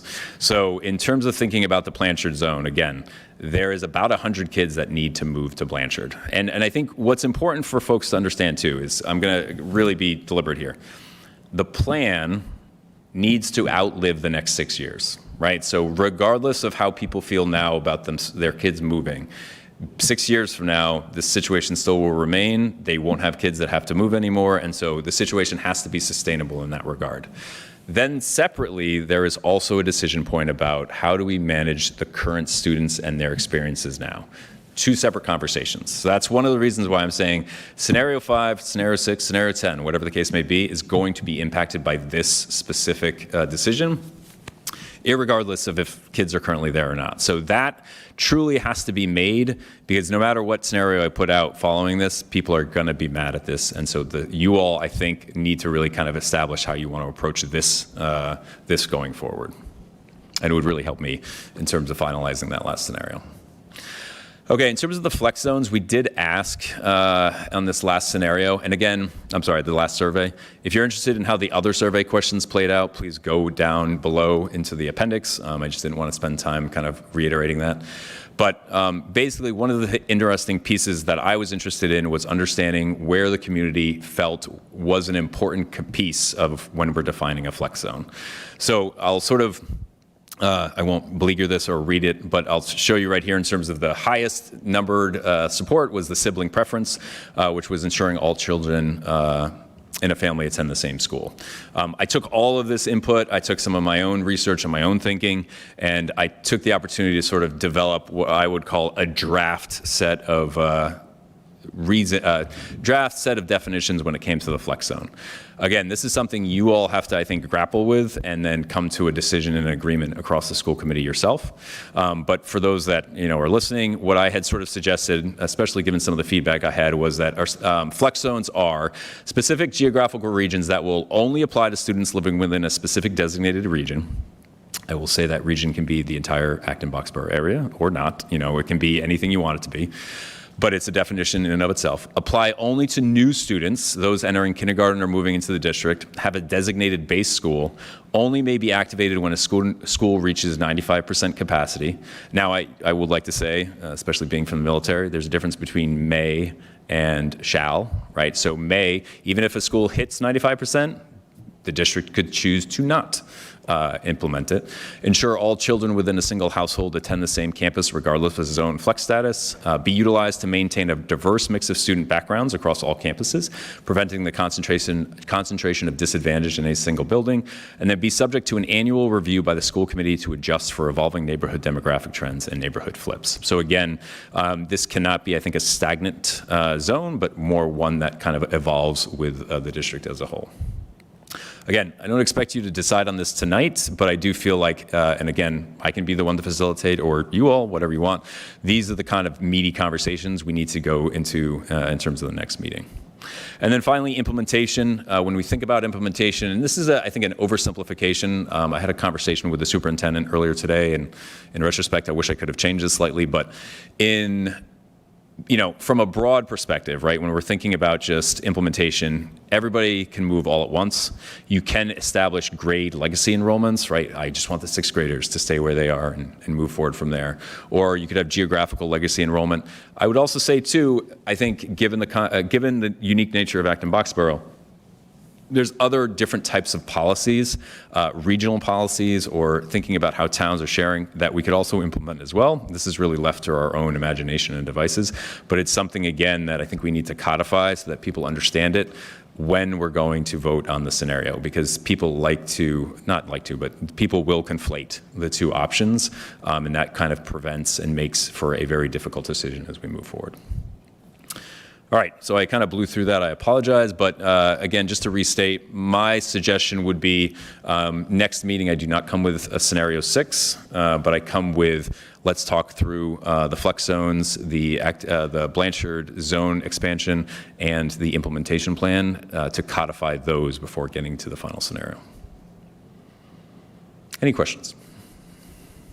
All right, so why don't we do questions? Before we do that, I also want to ask, is there any specific feedback that you need from us now? Are there any comments that you also would want to hear right now?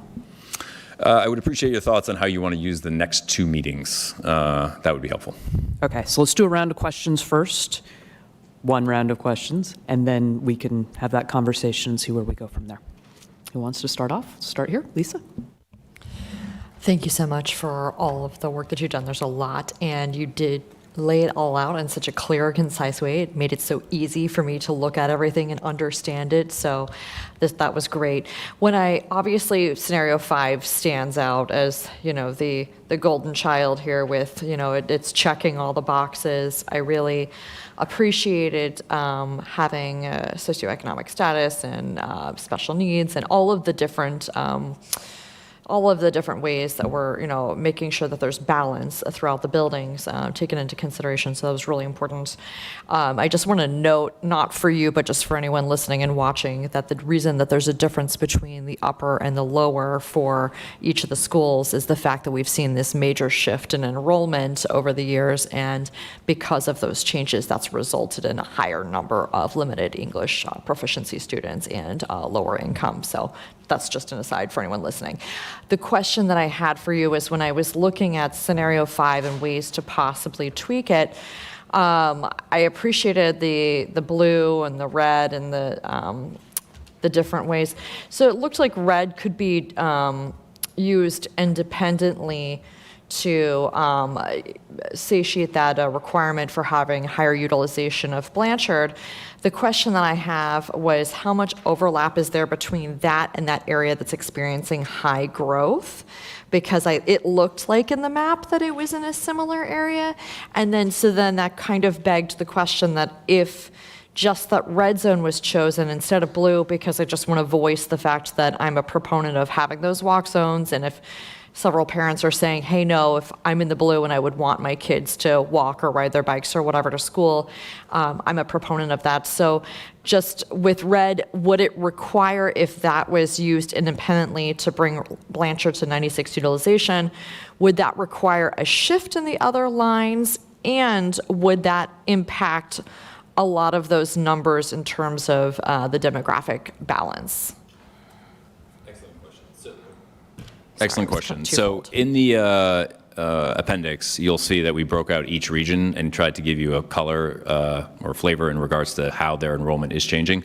And so you can see that the overall size of the K-3 population has been increasing. And so ultimately, you should anticipate that that zone will increase in size probably in the coming years. From a demographic perspective, I would have to sort of, I think, run the numbers. I don't think it would drastically affect, off the top of my head, but I'll kind of get you an answer on that. I don't think it would drastically affect the way Blanchard and the two other schools change that much, but I'll get an answer on that. Yeah, I think my question was also for those increasing numbers, and thank you for those charts, was more from a sustainability perspective and wanting to draw something that's going to last for as many years as possible. So I think I was just trying to gauge how likely or how soon, and I know you're looking at a lot of data, and this could be a very tough question, or maybe it's very easy for you. This is not my area of expertise. Does that endanger or put into jeopardy the potential of the sustainability, because of that? I think that's what I was trying to figure out, and if there was some metric for, determining that, and that way we could have more informed. Love that. Yeah. I'll get you a specific answer on both.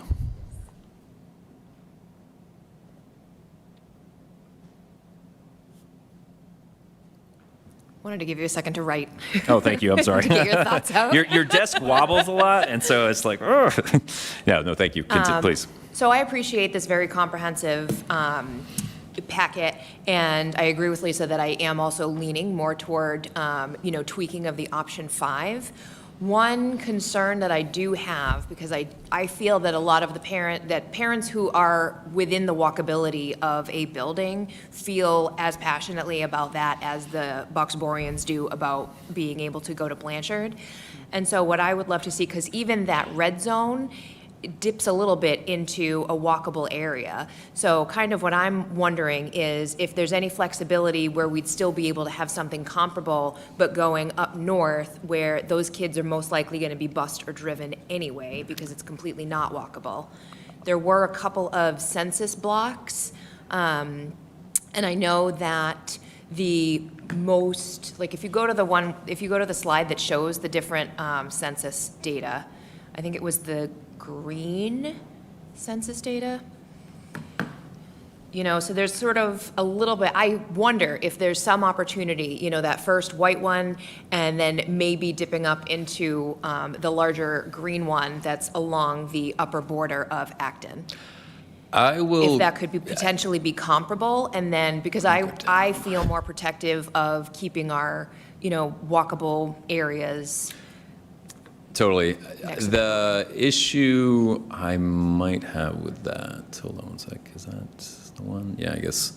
So, it's a special education. And even if it winds up shifting, maybe Boardwalk has to go a little bit more here, even if that winds up shifting, I just want to, hopefully if it's not that big of an issue, maybe we can creep a little bit northward to incorporate into the Blanchard building. From my understanding is that as you go more north, especially on the northern boundary of Acton, that is a significant walking neighborhood. And so you can see the population density right there. That's just north of Boardwalk. We'll look into that, but I'm 99% confident that my colleague Katie did look into that, and that was almost a no-go in regards to how many kids would be affected that were in walking boundaries, in terms of being able to get that 100 kids, basically. But I can definitely double-check that and confirm. Thank you.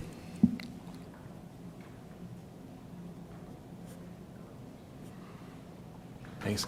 Thanks a lot, Nick, for everything you've done with this. It was a full fire hose here, and there was a lot of so much in your presentation. I'm sure it's going to be hard for us all to speak to everything. I did have a couple of concerns. That Blanchard nub that goes in to Acton, the area on Summer Street up to West Acton seems. You've got it. It's the 5645, the blue and the green. Section blue. Yep. The nub that sticks through there. It seems like one of the things that you're doing is focusing on. I know you have to manage the utilization of Blanchard, but also the hometown guarantee that you're working on. That hometown guarantee goes both ways. And I know that Peter had some stuff that came through from our lawyers about it, and they talk about the word preference. But, you know, it's law, and there's two ways with contracts. There's how the contract's written, how the contract's executed, and part of it, there used to be a magazine called Writer's Digest. And Xerox would write an ad in every Writer's Digest that said, you can make a copy of a copy on a Xerox copier, but you can't make a Xerox of a Xerox on a Xerox. And that speaks to trademark law, that if you don't protect what you do, how you execute your ownership defines whether you're able to protect something. Our enrollment policies, as it stands right now, uses that hometown guarantee, the word guarantee. It's in our enrollment. It's kindergarten enrollment. It's section 4E, I think. And I think it's important for us to be able to remember that there's other ways of being able to talk. And the last thing I want anybody here to have to deal with is outside lawyers coming in and complaining if we take this away.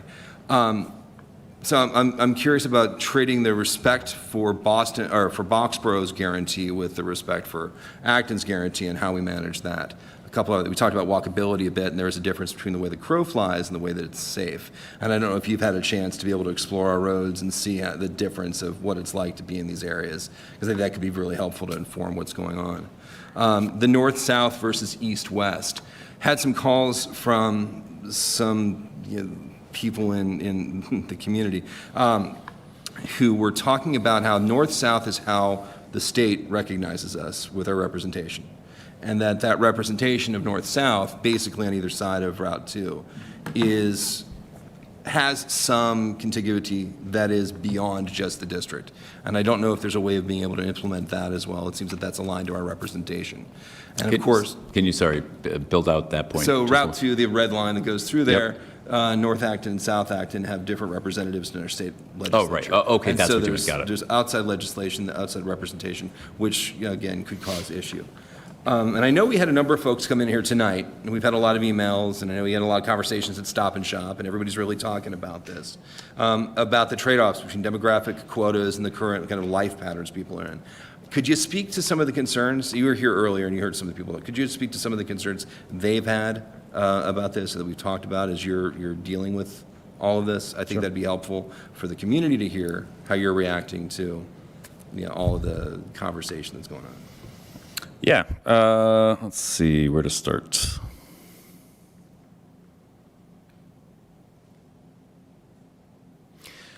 So the Blanchard piece, I think, is sort of the quintessential challenge that we're facing right now. And you talked about the hometown guarantee, right? Let me ask you a question. How do you want to hit the utilization across Blanchard without having to get Acton people to go to Boxborough? It's not so much that, it's more a matter of we are using as a reason to maintain Blanchard. And I remember, I think it was Adam last week, don't mess with Boxborough, he said at that thing. And we are very respectful of all the things we have to do. I'm very respectful of Boxborough. But I think that as we kind of swallow all of this as a community, recognizing that there's one community that's getting treated one way and one community that's getting treated another way can create some additional frictions. And so talking to what we're doing there, I think, will be helpful. No, wait. So this is a great point. So let me say I take 50 kids from Boxborough. That's now making the problem worse. So I'm going to have to take 150 kids from Acton. Like, utilization space-wise, there's literally no way to do this without sending some set of kids that are not Boxborough kids to Boxborough. So that is the quintessential challenge. So if you don't want to, and I support I understand why, it's an impossibility to get this right. Nick, can I jump in? I'm asking questions. I'm not saying a preference. No, but Sorry.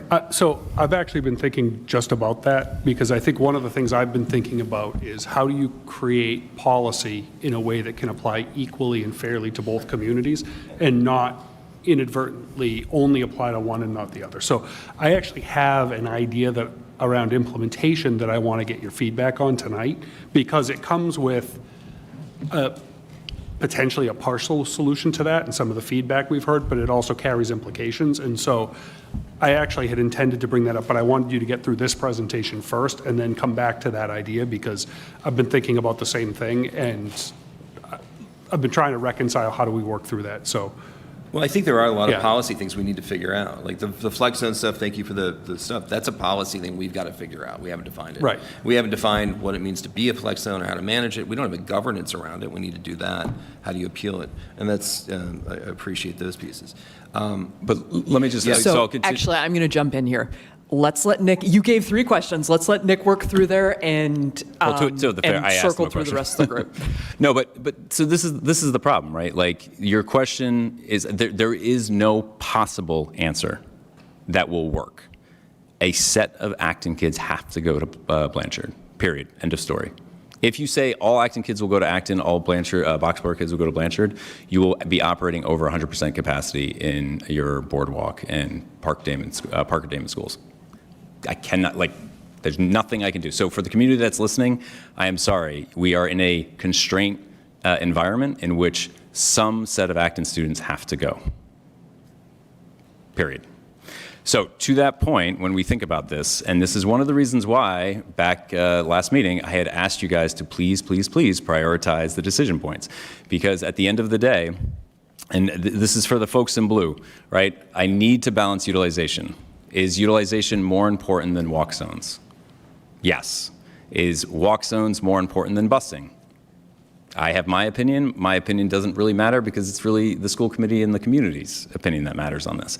So it comes down to, again, I don't know if I said this at the beginning when we first started, but there are 3 aspects to this project. You need to have a technical solution. That technical solution will not be 100% correct. You need to be politically correct, and it needs to be administratively feasible.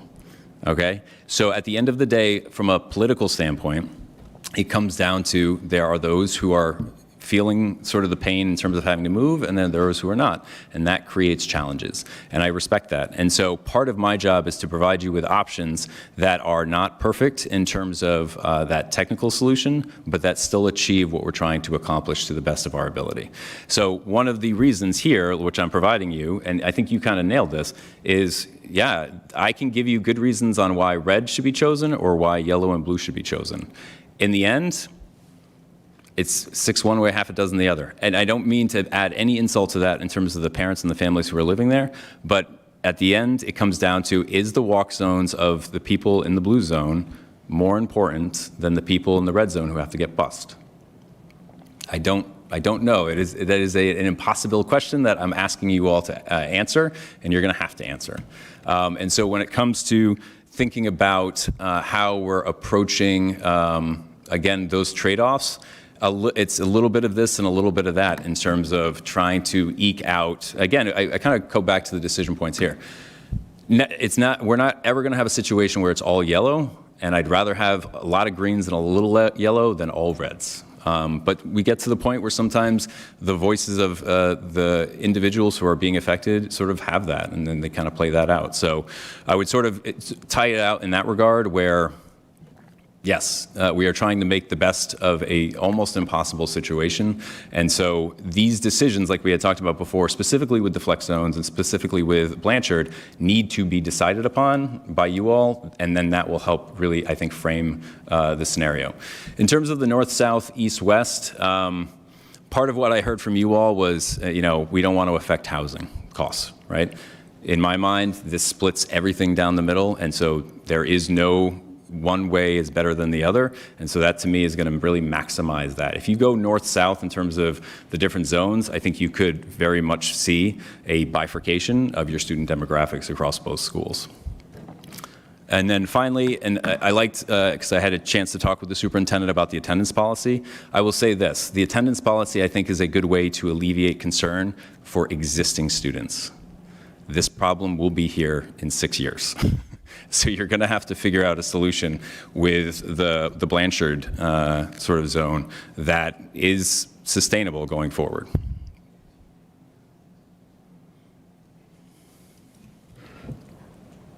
I'm sorry, and thanks for all the data and the information and a very comprehensive presentation. Maybe you have presented it and I missed it, but I'm assuming flex zones is going to be part of the whole plan, not going to be kind of an option to think about as an afterthought? Because with the capacity you are projecting it, flex zones has to be there, right? Because we are at the tipping point at any time based on your projections being off a little bit. You need those flex zones. Completely agree. What I'm proposing is, like this scenario right here, Yeah. I can layer flex zones on irregardless of what scenario you give me. Flex zones serve a purpose of helping balance future enrollment. So the principles of the flex zone will be true no matter what. The geographical, or however we determine it, design of the flex zones will be based on just how the scenario is laid out. So what I'm suggesting is if you all decide about the rules of how a flex zone is, I can layer that onto any scenario. It should not be a part of the scenario, because ideally, what we want is the projections to be accurate, and so that the scenario and the boundaries exist on their own, and you do not need to use the flex zone. I'll be honest, I would not ever want to use a flex zone. So that is our intent. I'm not saying we won't have it planned out. I'm not saying it won't be decided upon, and it'll be there, but it should be used in case of emergency only, and that's the case. So going with all the kind of basic whatever we want to accomplish, I feel like they have to be more aspirational than being so rigid. The flex zones, or? No, the other things, the walking and walkability and all those. Yes, they're nice. They're very aspirational. We should try to, but try to is the key word, right?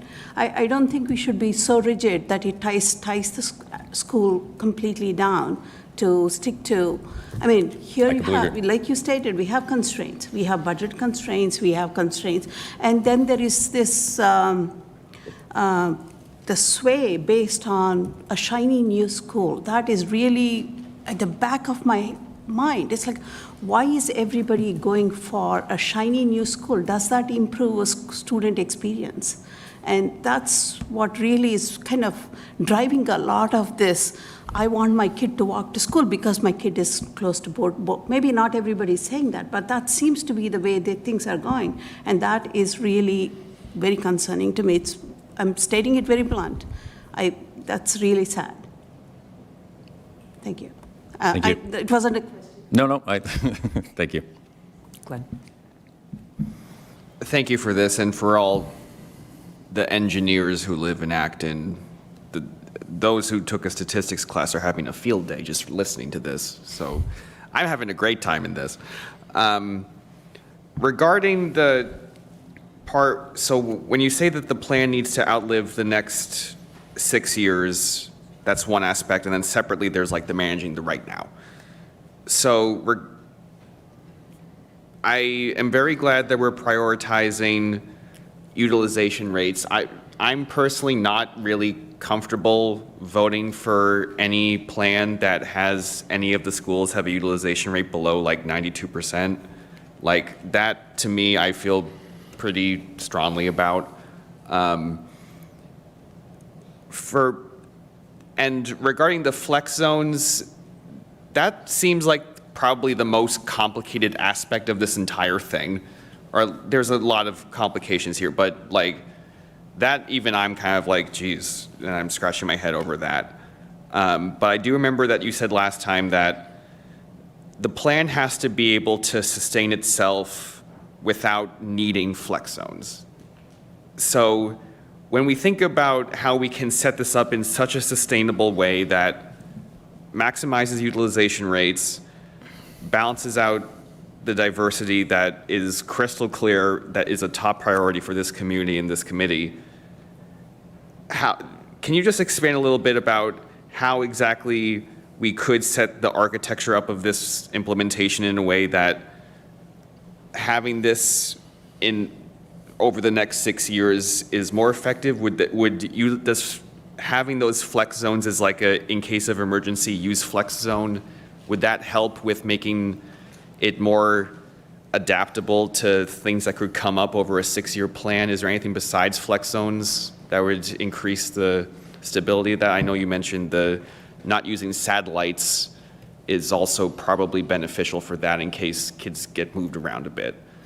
Yeah, I'm not going to steal the superintendent's thunder because I think he did have a interesting idea. I will say that there is a flex zones and attendance policies are could be synonymous depending on how you define the flex zone. And by that I mean, right now in terms of the flex zone definitions that I provided, they were very structured in a way that there was no choice. You could make the flex zone like a world in and of itself, where if you live in that flex zone, the current physics outside the flex zone look different than inside the flex zone. And I know that's really opaque and probably not very helpful for people who are listening. But at the end of the day, what I'm suggesting is that, yes, I mean, the sky's the limit in regards to how you want to sort of manage it. My point is there are the current challenges right now of students who want to go to the other school that they're not zoned to because they were going to that other school. That is a separate problem from just looking at the scenario saying and the reason why I said in 6 years is because in 6 years, every kid who's here right now in those schools will be gone. So then everybody who's in the school, this is all they will have known. And so at the end of the day, that's sort of what I'm suggesting is that in the event, and right now, just to rehash, your enrollment's kind of going down. You have pockets of enrollment that are increasing, but generally speaking, your enrollment is slightly dipping and it's not going back up. So, and your utilization is kind of tight. So yeah, we don't have a lot of room to play with, but like all things being equal, if we do this right, you shouldn't have to you shouldn't have to cherry pick students to go one way or another, and we're trying to avoid that at all costs. Thank you for mentioning that point in particular, because I mean, I do want to acknowledge and honor that, like, for a good, it is really important that we reiterate and acknowledge that there is literally no plan we can pick that doesn't cause some angry parents. Correct. And we just have to be kind of cool with that. So with that going forward, like, let's treat this tenderly. Like, this is tough for some people. It's fine. We want kids to have a good education. That's why we're here. Okay, my turn. And then we're going to go to Peter. And then we're going to have a conversation with Nick. Does this account for our students in our special education populations yet? The specific percentages, no, but we did run the percentages, and you're still within comfortability of it. Basically, it's approximately 15 kids coming from Parker Damon and another 10 kids from Blanchard coming to the special education programs. And so it moves the Boardwalk campus up to about 95, 96%. So, and it lowers the other two. Okay. And then an observation, something that kind of hit me thinking through the numbers of kids moving and from what schools, 100% of Conant kids. Most of, when we talk about most of kids changing schools, those are mostly kids who are originating out of schools at Parker Damon or Boardwalk, because you know what? We actually almost already have a school that has a geographic enrollment. Blanchard. Yeah. That's true. And that kind of hit me, and I think that's, some of the emails that we've seen about small populations of students. And so, acknowledging that we are looking to treat everyone equitably, and also understanding that there's some stuff here that is not the same. Not for kids from Conant, not for kids from Blanchard. This is hard. And with that, I think, Peter, I'd like to hear your idea, and then I'd like to kind of think about the what next together, and then we can do a time check and see where we're at, okay? Nick, could you go back to the previous slide, or whatever slide you were on before? Yeah, this. And I'm only using this as an example. What I'm going to talk about would apply to either 4 or 5 or 1 or 2 or 3. It doesn't really matter. It's one of the things that I've been thinking about is,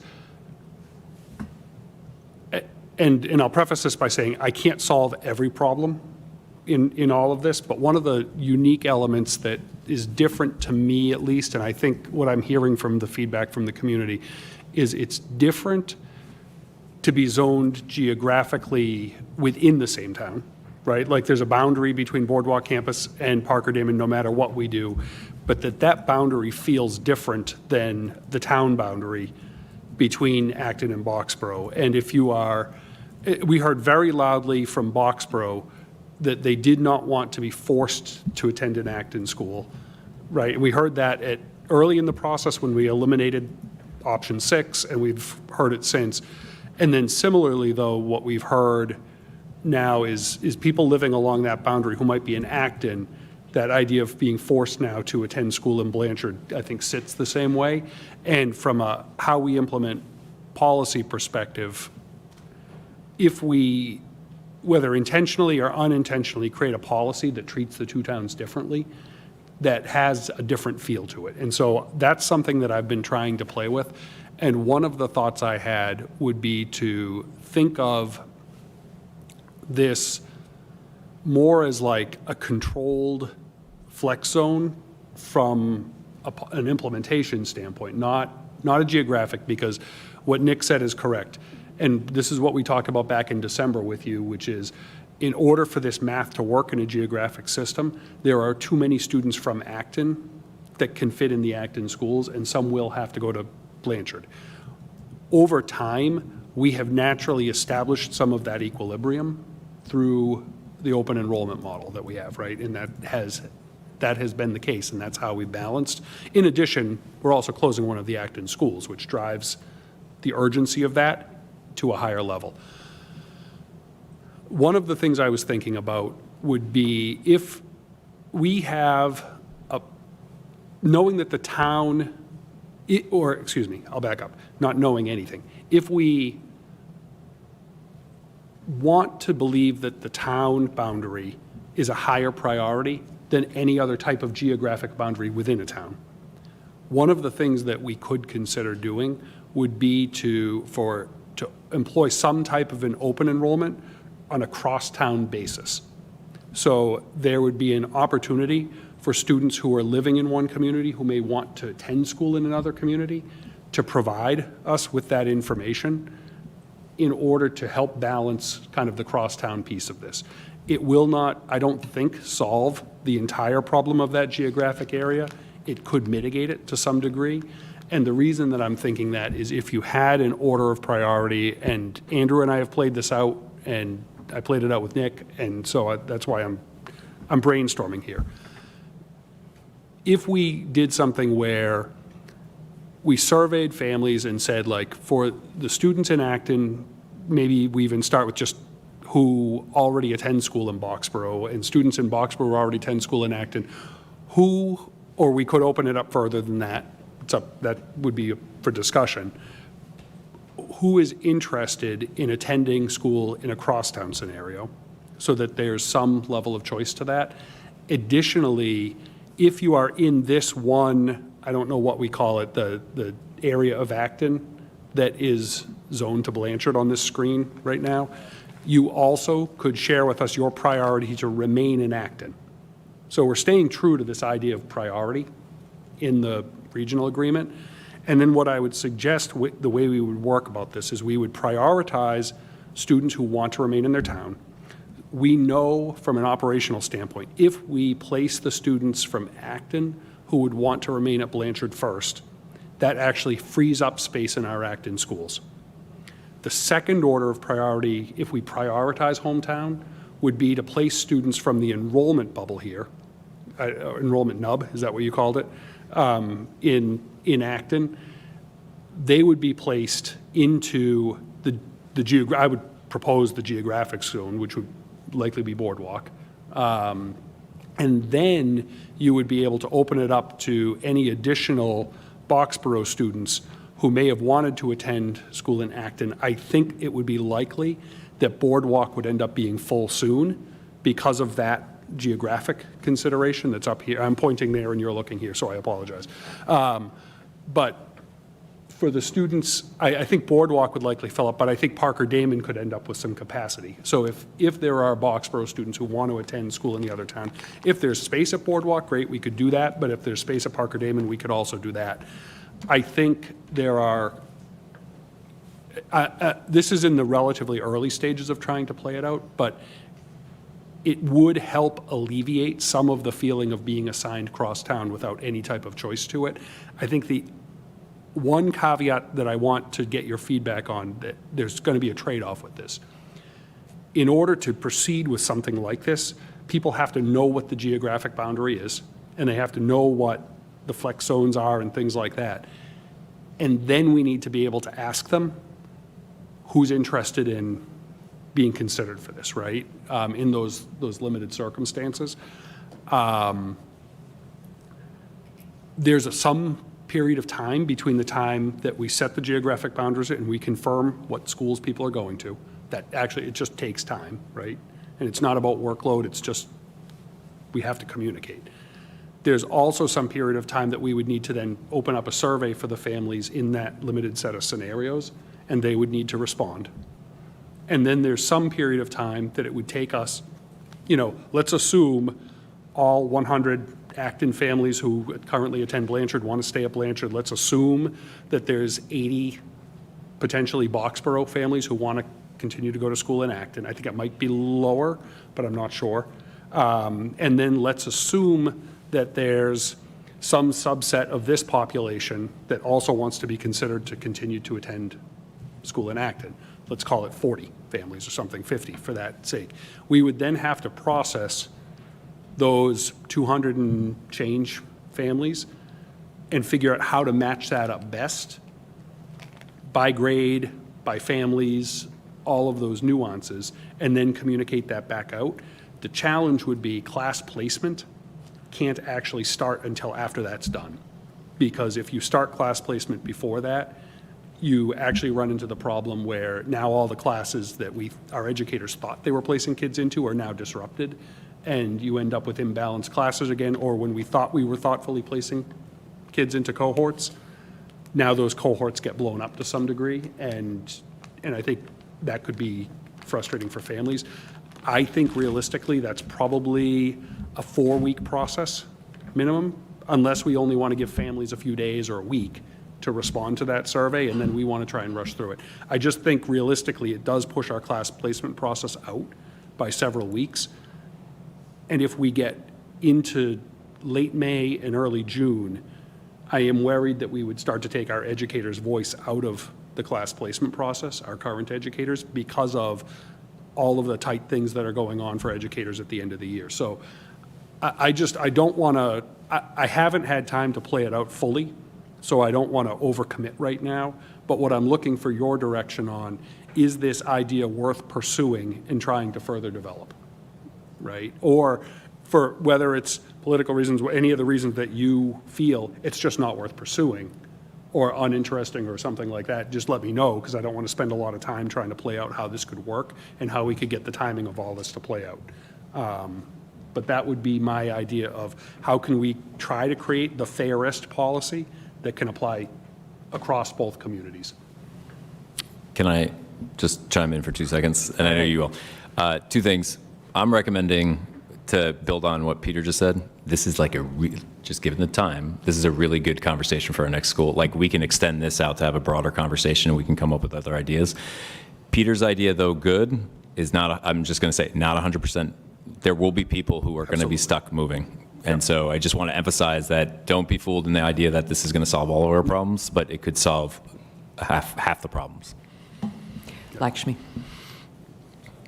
I think I like the idea for the current families who are impacted. Maybe that helps, Peter, but I think offering this as an ongoing, even after the current families have passed, I think is going to open the Pandora's box.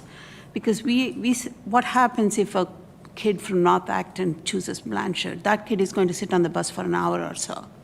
And I think that those are the things we are trying to kind of avoid now, instead of trying to please families, right? I think we should, like I'm going back to, let's try to aspire to achieve what we have laid out, but don't try to be rigid on them. Okay, I saw Leela next, and then I'll work around like that. Yeah, appreciated the piece around staff, and also wondering what this timeline might mean for kind of all of the cascading student activities that we had thought about to kind of support students for the next year, knowing that there's going to be transitions and what visiting your new school might look like and things like that. Maybe that's also for the next meeting, but that just came out for me. Andrew? I think it's a really interesting way of looking at it. Having some malleability around the barriers could be really worthwhile. I think having the, you mentioned the 100/80 back and forth, it allows some, it allows some compassion to those families. Also, I think that we can set the constraints around this. We can define the process for this. Until whatever we decide is decided, we can't do placements anyway. And if we fold this into what we're deciding, that could be helpful as well. And I think that it would also allow us to be able to use this as a way to set the standards for what we're doing inside the other schools. So to not have the problem that Lakshmi's worrying about, but instead to kind of set the tone for how things are doing. I think it's an interesting way of looking at it. We can set the constraints and the policies around this, and it can lead to the policy of governance around enrollment that parents are going to want to be a part of. As my family lived in Waltham before we came here, and we saw how how their districting was going. We opted out of transportation entirely and drove every day to school, and that allowed us to kind of go where we wanted to go and not have to worry about it. Those are the kinds of things we're able to do here. So I think it's a really worthwhile conversation to have. Glenn? So I agree with my colleagues here that this idea is certainly worth exploring.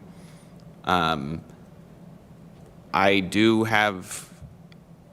don't envy trying to get all of those families on the same page of exactly like what that will entail and what the decision, that's going to be a communication challenge. If there's anyone who could pull it off, it's you. So. Lisa? I think it's a great idea. I definitely have a lot of compassion for Boxborough families who want their kids in Acton schools and Acton families who really wanted their children in Blanchard.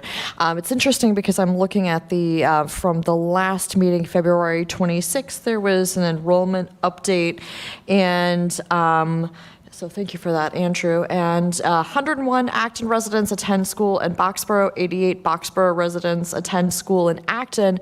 It's not even, but it's pretty close to that in terms of that trade-off. And so I think one of the concerns that I had was if families were given the option to do this, I would worry that it wouldn't alleviate that capacity or that utilization issue for Blanchard, that we would kind of end up being stuck back at the drawing board. And then another thought I had was around how that would impact the drawing of the current geographic lines, with taking into consideration those families and then how that would be done, and then worried about how that would throw off future balance. So not students that are allowed now, but then going forward, kind of what happens there. So I think that was just a couple of things that came to mind. And also, I realize it might initially come across as equal to have the two of them be able to have that choice, but in my mind, it's kind of not, because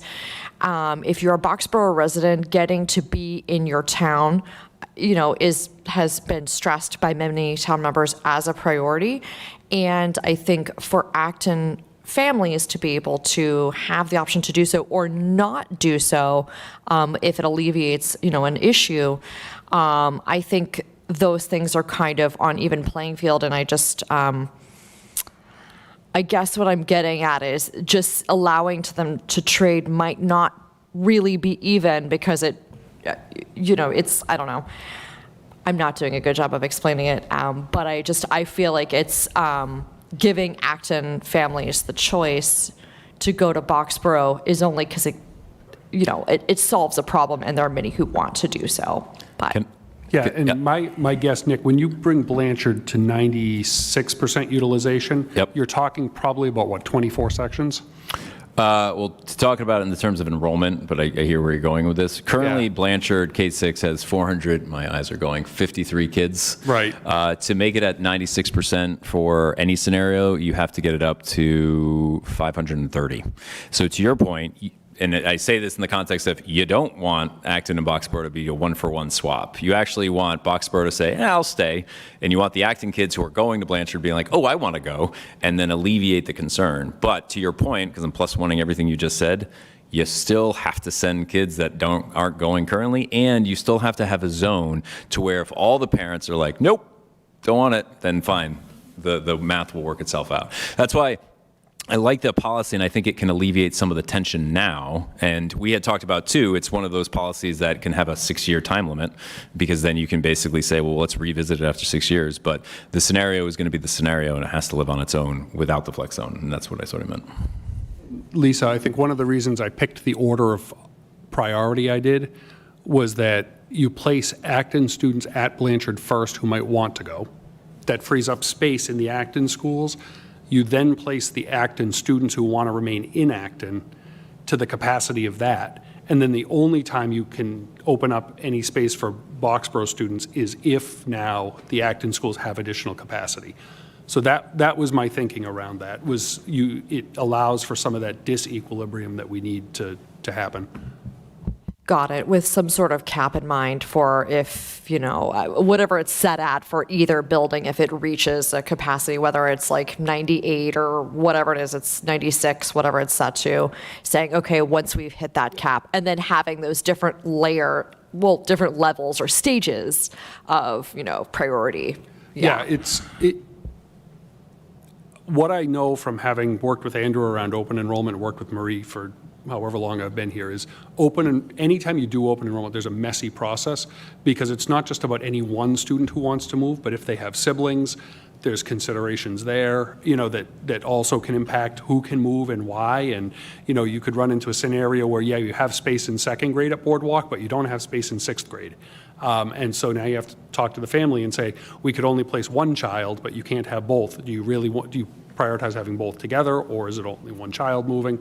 So there's nuances to all of this that I'm not doing justice to in terms of how it would play out. But I think that's the general principle, is to just try and be as sensitive as possible to minimize the requirement for students to move across a border. And this is minimizing it, and it's diminishing it, but it's not solving it. Okay, folks, I'm just going to observe we haven't made it all the way around yet. We still have to give Nick some answers. We're all going to be succinct. Peter, that includes you. Okay, Liz. I appreciate the idea. I'm a little reluctant in implementing it, even if we put the guardrails of, having it be a shorter timeline. I would almost rather see if there's a way that we could do, if there's like equal swap, like you get your assigned geographic school and then, put in a request, I'm an Acton student, I'd really love to be considered for Boxborough, and if there's for Blanchard or Park, whichever, and if there's an even swap for like sort of a one-time grandfathering deal, I feel like that may be something that we could potentially look into, but I think this is gonna open more worms than we wanna deal with. My curiosity is, if you identify that on the timeline this is going to mean that we can't get class lists out with educator input, I'm actually really curious to know what parents think about that, because that's a trade-off we're looking at, and that is something that we identified as helping to ease transition. So I'm curious if this trade-off is seen as worth it across our community, and I'm wondering if that's something you could include in whatever next iteration of feedback we have, Nick.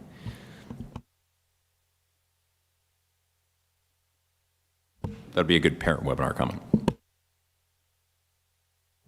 Okay, so I would like to move us to providing Nick the feedback he needs for the next 2 meetings, noting the hour. Do you want to give us a little more input on what that sounds like? Yeah, I think there's 2 things that are at play here. Flex zones and the Blanchard zones need to be decided on. So my recommendation would be our next meeting. I don't want to say we don't leave here until that comes out, but I think in almost some level you have to I don't know if it's a vote or you have to be confident in what you're telling me is going to happen. That's going to happen. From there, if we can align on those two pieces of the puzzle, and I think the other two, which I had indicated, which was the AB agreement, which is really just codifying and understanding what that meant, as well as the implementation grandfathering. If we can kind of get some clarification on those for the next meeting, that final meeting in April would be essentially here is, and I'm going to say scenario 5+ of however we decided how to do the Blanchard, to layer on the attendance policy that's tied to that with the flex zone, and then that's your sort of answer, I think. But these components need to be decided on. Like, I don't want to bring you another scenario until we get a decision on these things. Can I get a thumbs up, thumbs down on how that that last statement sounds?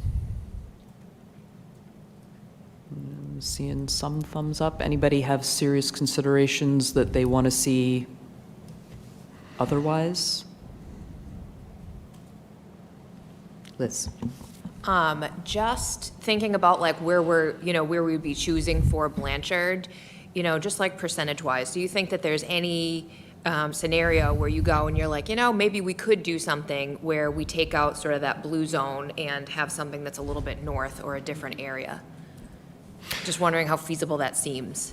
No. I mean, like I can pick any area in Acton, right? It does. I'm telling you, logically, the areas that I gave you geographically make the most sense. If you're telling me, Nick, absolutely not that blue area, I'll go find something else, right? Either take the red area, or Nick, go find another 50, families somewhere in and around the surrounding area, and we'll adjust accordingly. But that's why the Blanchard extension piece, I could pick it anywhere, and then I'm just gonna have to slightly tweak the boundaries a little bit. So I just need guidance from you on how you want that done. So can I get is everybody kind of in agreement with Liz? We'd like to see an alternative to the blue? Can I add one thing? Related to this, yeah. So with each of the flex zone options that you would investigate or do an analysis, could we get an idea of how the busing works? Because geographic, it's very clear. When flex zones are thrown into the mix, that I think makes a big change. Now everybody's bus roads get affected, right? Not really. So you got to think of flex zones. Again, flex zones, the way I've determined it, is onesies and twosies come in. New kids come in. Oh, you're a onesie. You're going to go to this school over here. All right. So it's not like huge swaths of kids are moving. But not with what Peter said. That's not ones or twos coming. That's different. Yeah. That's not a flex zone. Yeah, and exactly. This is where this is the conversation we need to have, right? And I will say this. So now that there's sort of three meta levels here. You have the plan, you have the flex zone, and then you have the current attendance policy, right? And I was conflating the two, and I think you could conflate the two, but they are three separate things that will have three drastic effects across three different areas of life within the families.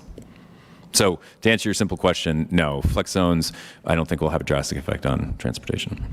Okay, give me a moment before I keep going around. So thumbs up for we want to hear what Liz is asking for. I see one thumbs down. I see. Quickly. I just preferred the red instead of finding somewhere north of the blue, and I was going to comment on why when we're talking about keeping neighborhoods. Let's not. That's fine. See if you can find something else. Don't break your head trying to do it.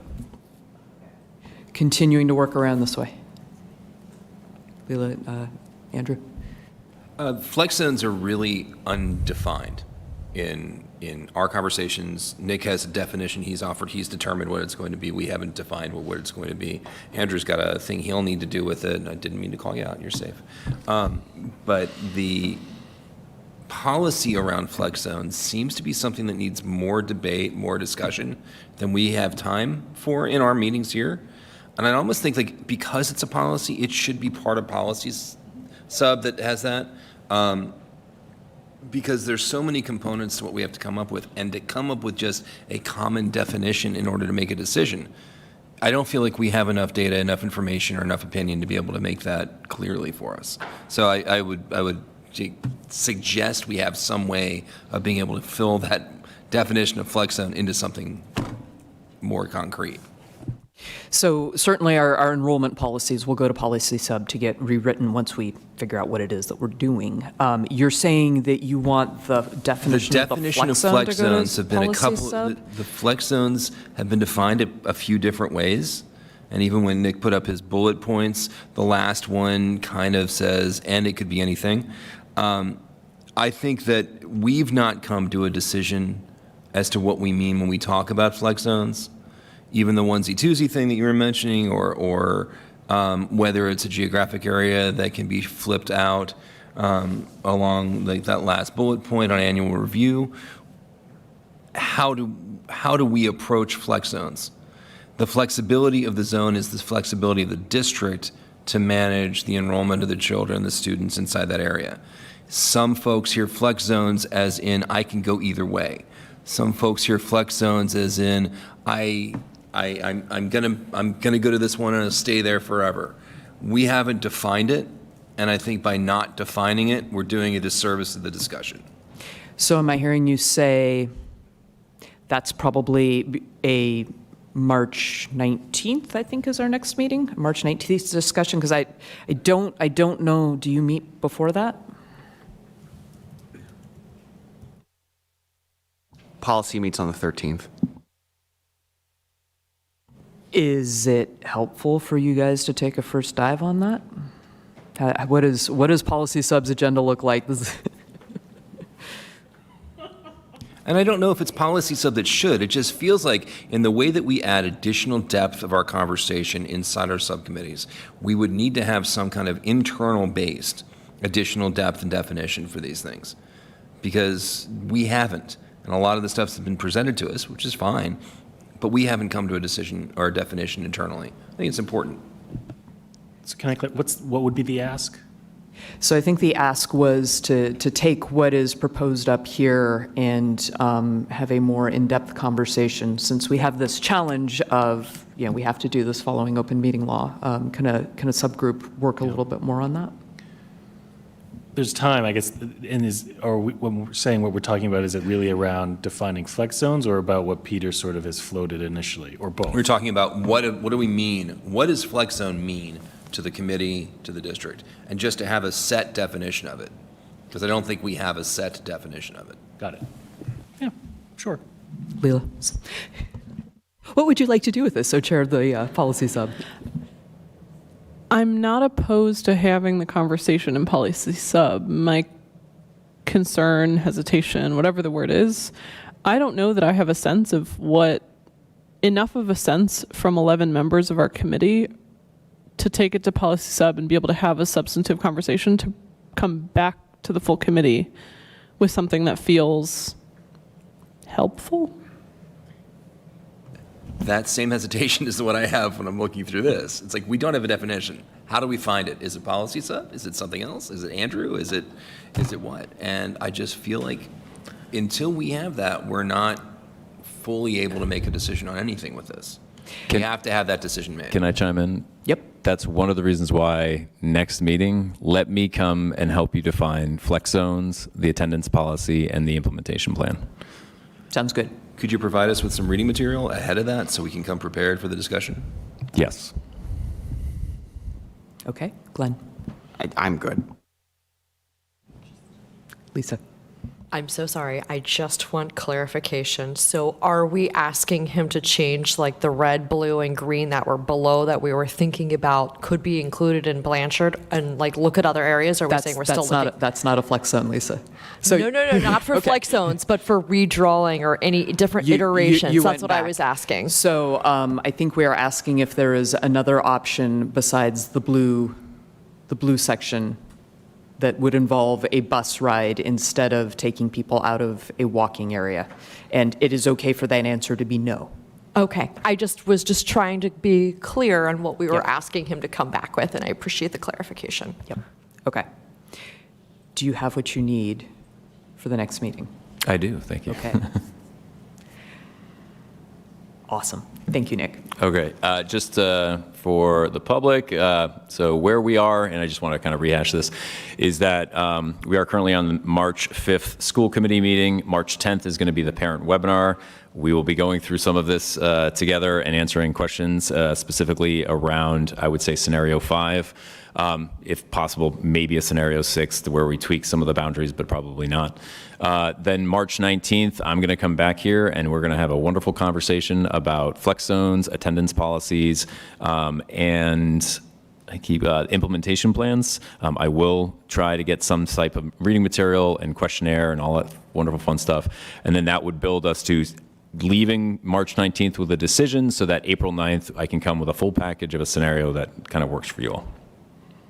All right. Thank you guys very much. Thanks, Nick. All right, so that moves us into the audit report addendum. Sherry? You all got the Q2 report in your packets, so my question for you is, does anyone have any questions regarding the Q2 report?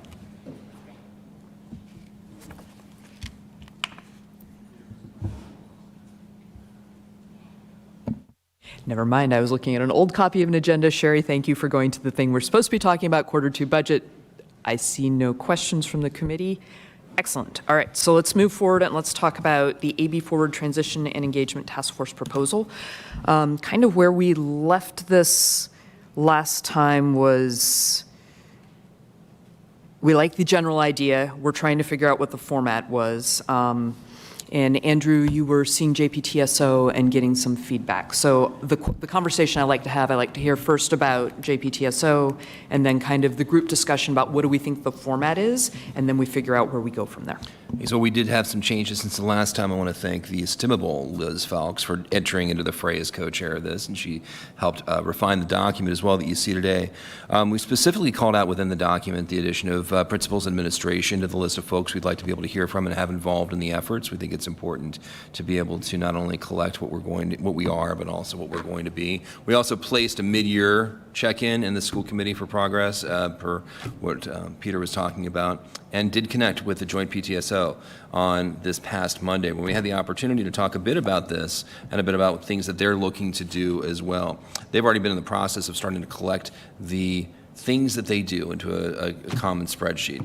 And this looks like it could be a really interesting way of being able to, the group would be a way to celebrate the legacy, but also bring together the community on creating our new future. This could be a way of being able to bring in the families, the parents that will help form these new organizations inside the new schools, to have this kind of common space, this common thread. I hate the name, I'm sorry, I came up with it, I still don't like it.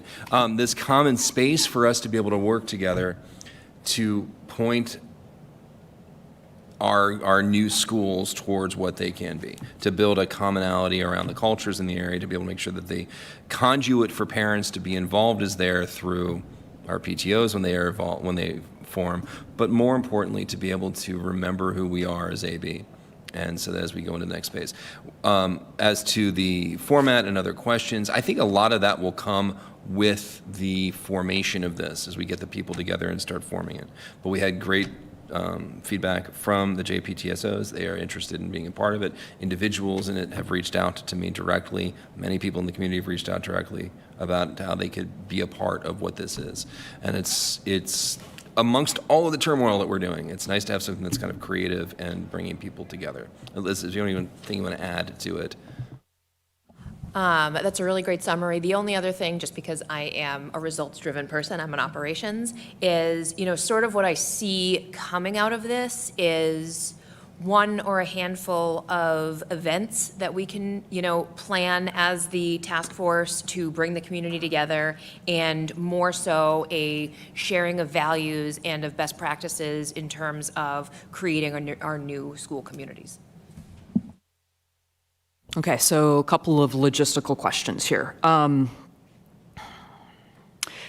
Subcommittees and task forces of the school committee, when you look at what their outcomes are, it's generally a recommendation that comes back to the full committee. And I'm not sure that this feels like that. This feels like it is an action-oriented body instead. So that's something different. I just want to call that out. If it is a task force, we have to actually define a membership and vote it, because we have to know what quorum is.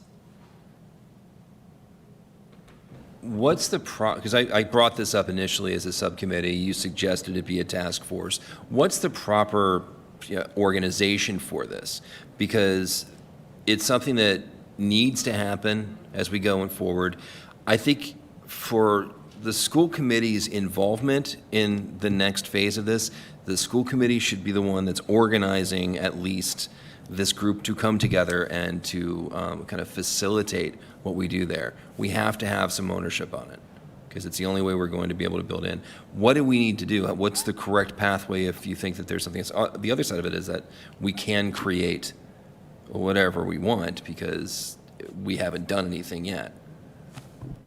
Yes, I'm thinking two things. It feels like the fastest way to do this is the very fastest way to make things happen is to do it in an existing structure. And I know that's not the way you want to go, but the very fastest way to make that happen would be to vote Liz as an additional liaison and drive that direction through JPTSO. Oh, hold on, let me finish. To do something that is a task force or a subcommittee task force of the school committee, I would say that the thing that we would do tonight is vote you two as the leads for it, and then you would need to go through a formal process.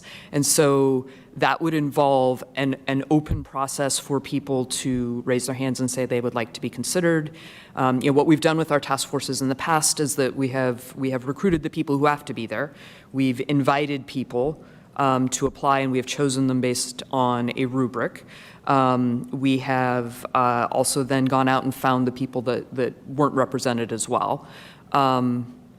Peter, can you pull up the elementary budget task force charge? The naming task force might be a better one to talk about that we did for the Boardwalk School, or one of the other, not tied to money, but I think what you're talking about is the easy thing. If you want to vote, if Liz, you're up for it, if you want to vote for us to lead this and then form it, that might be the best way to go. Let me give you a little more to look at. Who did you have on the naming task force? It was your task force. You had set that up. Well, we had a bunch of folks. Yeah, Marie did it. Marie did that. I We had a definitely lot of passed folks that one on on. it. Representatives of every aspect of our community, and it was kind of similar to what I think we might be able to do with this. And if we have a task force that has a need for quorum, there's an opportunity for leadership as well as engagement. And the leadership of it would be the folks you would have to have for quorum. Right. The engagement would be anybody who's there to be able to be open meetings. I'd suggest that, and I think that if Liz and I can kick this off tonight with hopeful approval, we can build the right organization around this idea to be able to make it really work. So the other piece that we have to vote is a charge, and that is a succinct, output-driven. What is the task force charged to do? So how do we boil down 3.5, 4 pages into about 2 to 3 sentences? So listing that out as kind of structure, I see some hands. Why don't we go around and get some more input? Just real quick. Yep, go ahead, Liz. Just as a suggestion because what I'm hearing is that if we're having a task force, something that's this formal, we have to have a deliverable at the end that the school committee would then, act upon. And perhaps what our deliverable could be is a set of, 3 to 5 recommendations to provide to the elementary school principals to sort of implement in all 3 schools, if that would be. I'd say a calendar of events. I would think it would be something that, because there is a need for a separation between principals' control and what PTO's control, it can't just be delivered to the principals. It has to be collaborative with the principals, obviously. But I think if we come up with, say, it's a calendar of events, it's a document of recommendations, it's here's what we want to do, and hand it out. If the charge is to come through this with a catalog of AB, a calendar of activities, and a set of recommendations, the calendar of activities could include the events that you're talking about as well. So what I would propose is that if we proceed with this direction, what we do is we vote to make you two the co-chairs and figure the rest of it out and keep moving it forward. Let me go around for some feedback here and hear what people are thinking, because I feel like I've done a lot of talking. Lakshmi, you had your hand up first, did you? I'm still not very clear on what we are trying to accomplish here. Are we trying to accomplish with the task force what Liz said, the outcomes of where we are going to engage with the community and how we are going to do that over a period of time? Is that the outcome that we are going to look forward to be delivered to the school committee?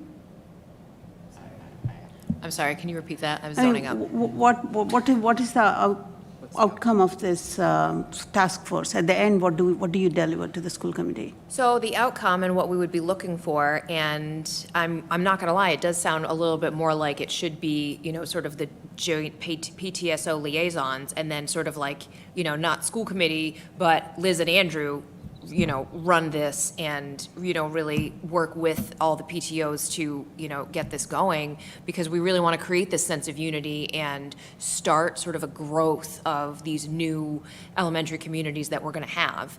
And so what we're looking for is, coming together to share ideas, come up with some ideas that we could, or that families could use to implement, and then also specifically have a couple of events around it. So you're going to come up with the framework on how to do the liaison work? Yeah, the only thing about Is that using... what we are talking about? The only issue with using PTOs is that they go away on June 30th. They don't exist. And Even the until we joint have- PTSO? There's no PTOs to join together. I mean, there's the high school and the high school, Blanchard, and junior high, but all the Right. elementaries aren't there anymore, so we can't do it that way, which is why I meant to say that earlier, we can't do it. That's having some other format of it would be helpful.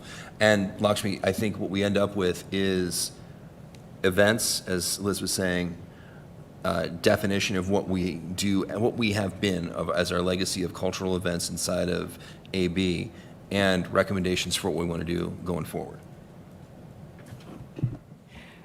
Let me jump in here as well. I think, Lakshmi, the other thing that we are looking at is the summer is the hard piece, because of course the school committee doesn't meet. We're hopefully going to have class lists out so that classrooms can get together and like families can start to meet, but our educators are also not necessarily around in the summer. We wouldn't expect them to be doing that. So some of this is maybe, can we help enable through that really unstable period so that as new PTOs are standing up in new schools, there's kind of a menu to hand to them of things that they can take and run with when they are worried about the hard things of defining the PTO, getting it established. I mean, it's a nonprofit, that's kind of a pain in the rear, right? You got to do all that stuff. So looking at being kind of a supportive role, I think, was something we talked about last week. Okay, so this is where I think I feel like we'll fall short.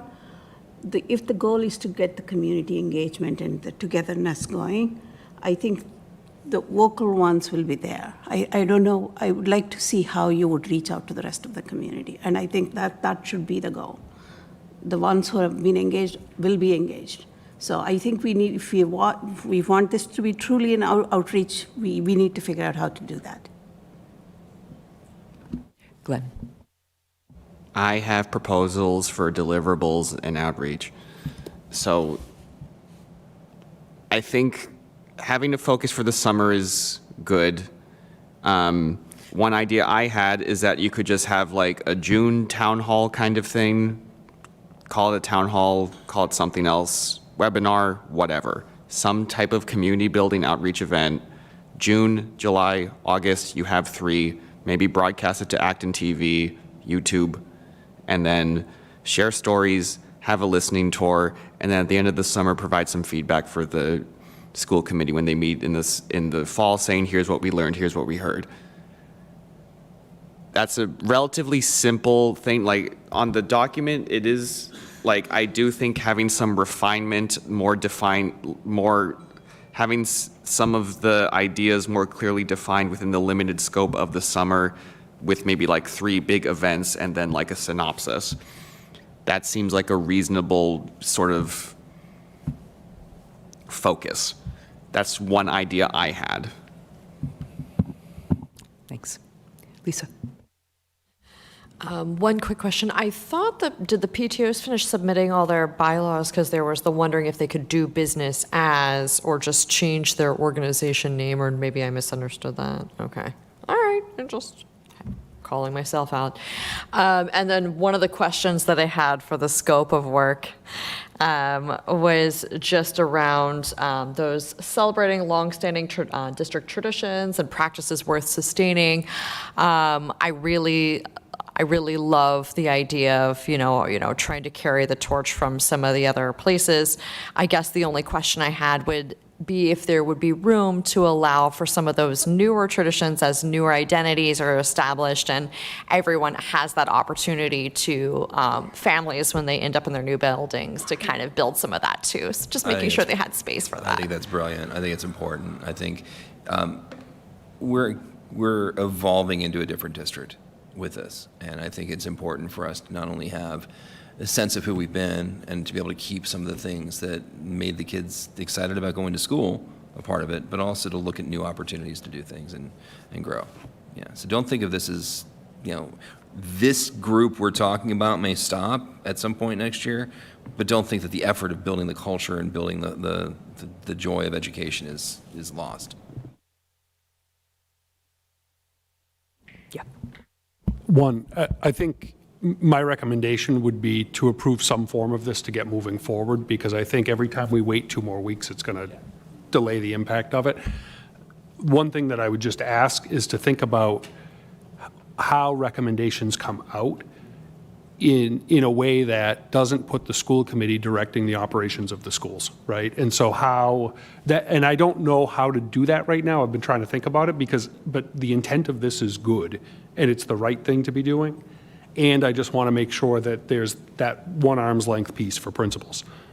Yeah, this should not be, school committee should be kind of guiding but not doing. And that's part of the document. And it's more about facilitation and it's more about doing this. We're the entity that exists when the other ones are forming. We're already here and we're still here. So let's use that as a way of being able to grow. Yeah, that's what I'm saying. I don't disagree with this at all. I just want to make sure there's that one buffer from an operational standpoint for principals.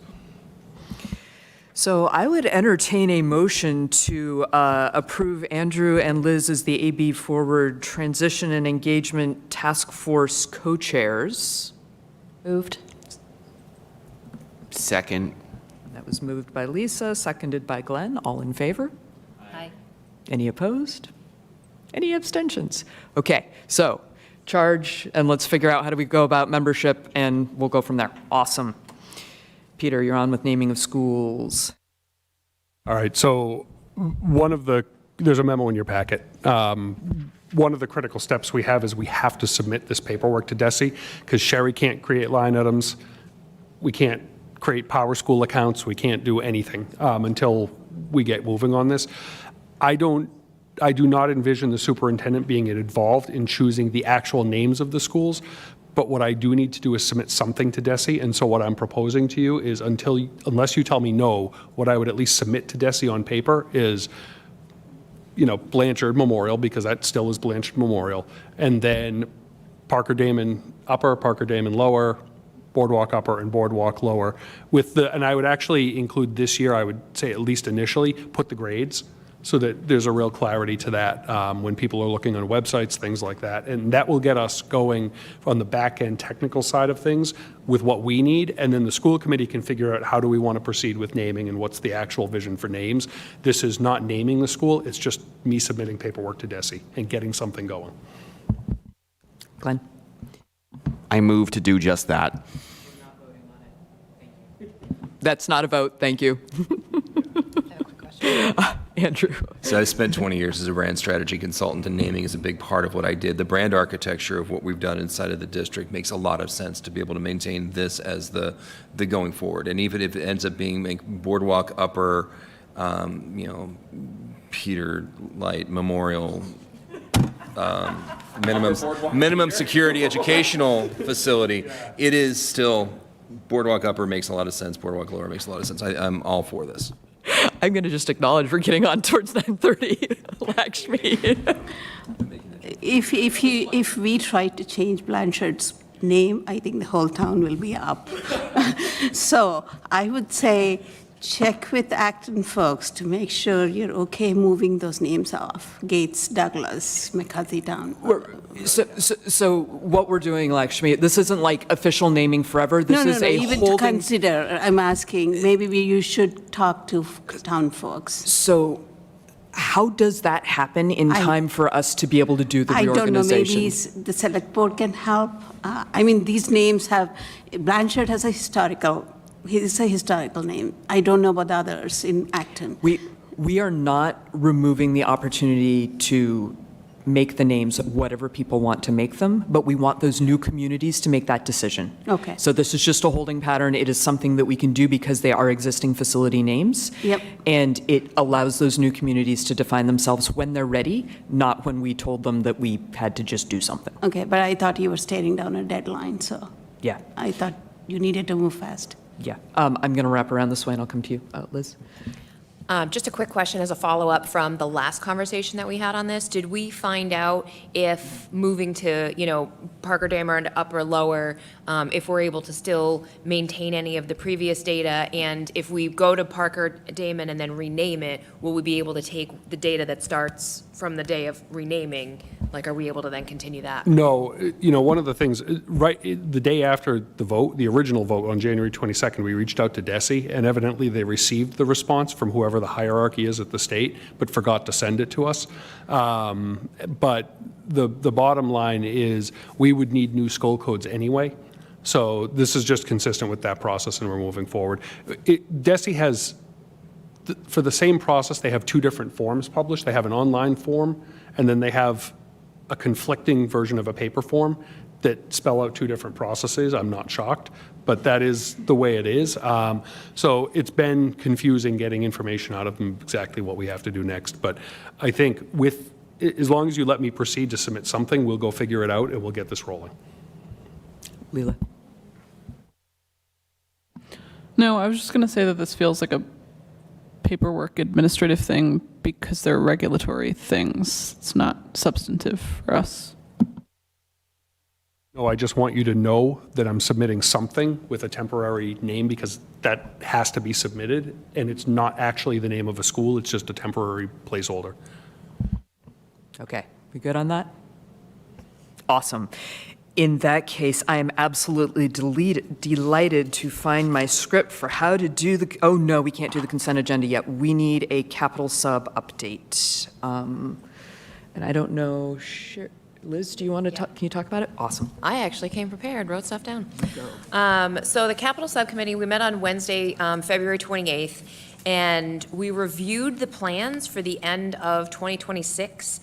Spoiler alert, there have been some outdoor projects which were interrupted by weather.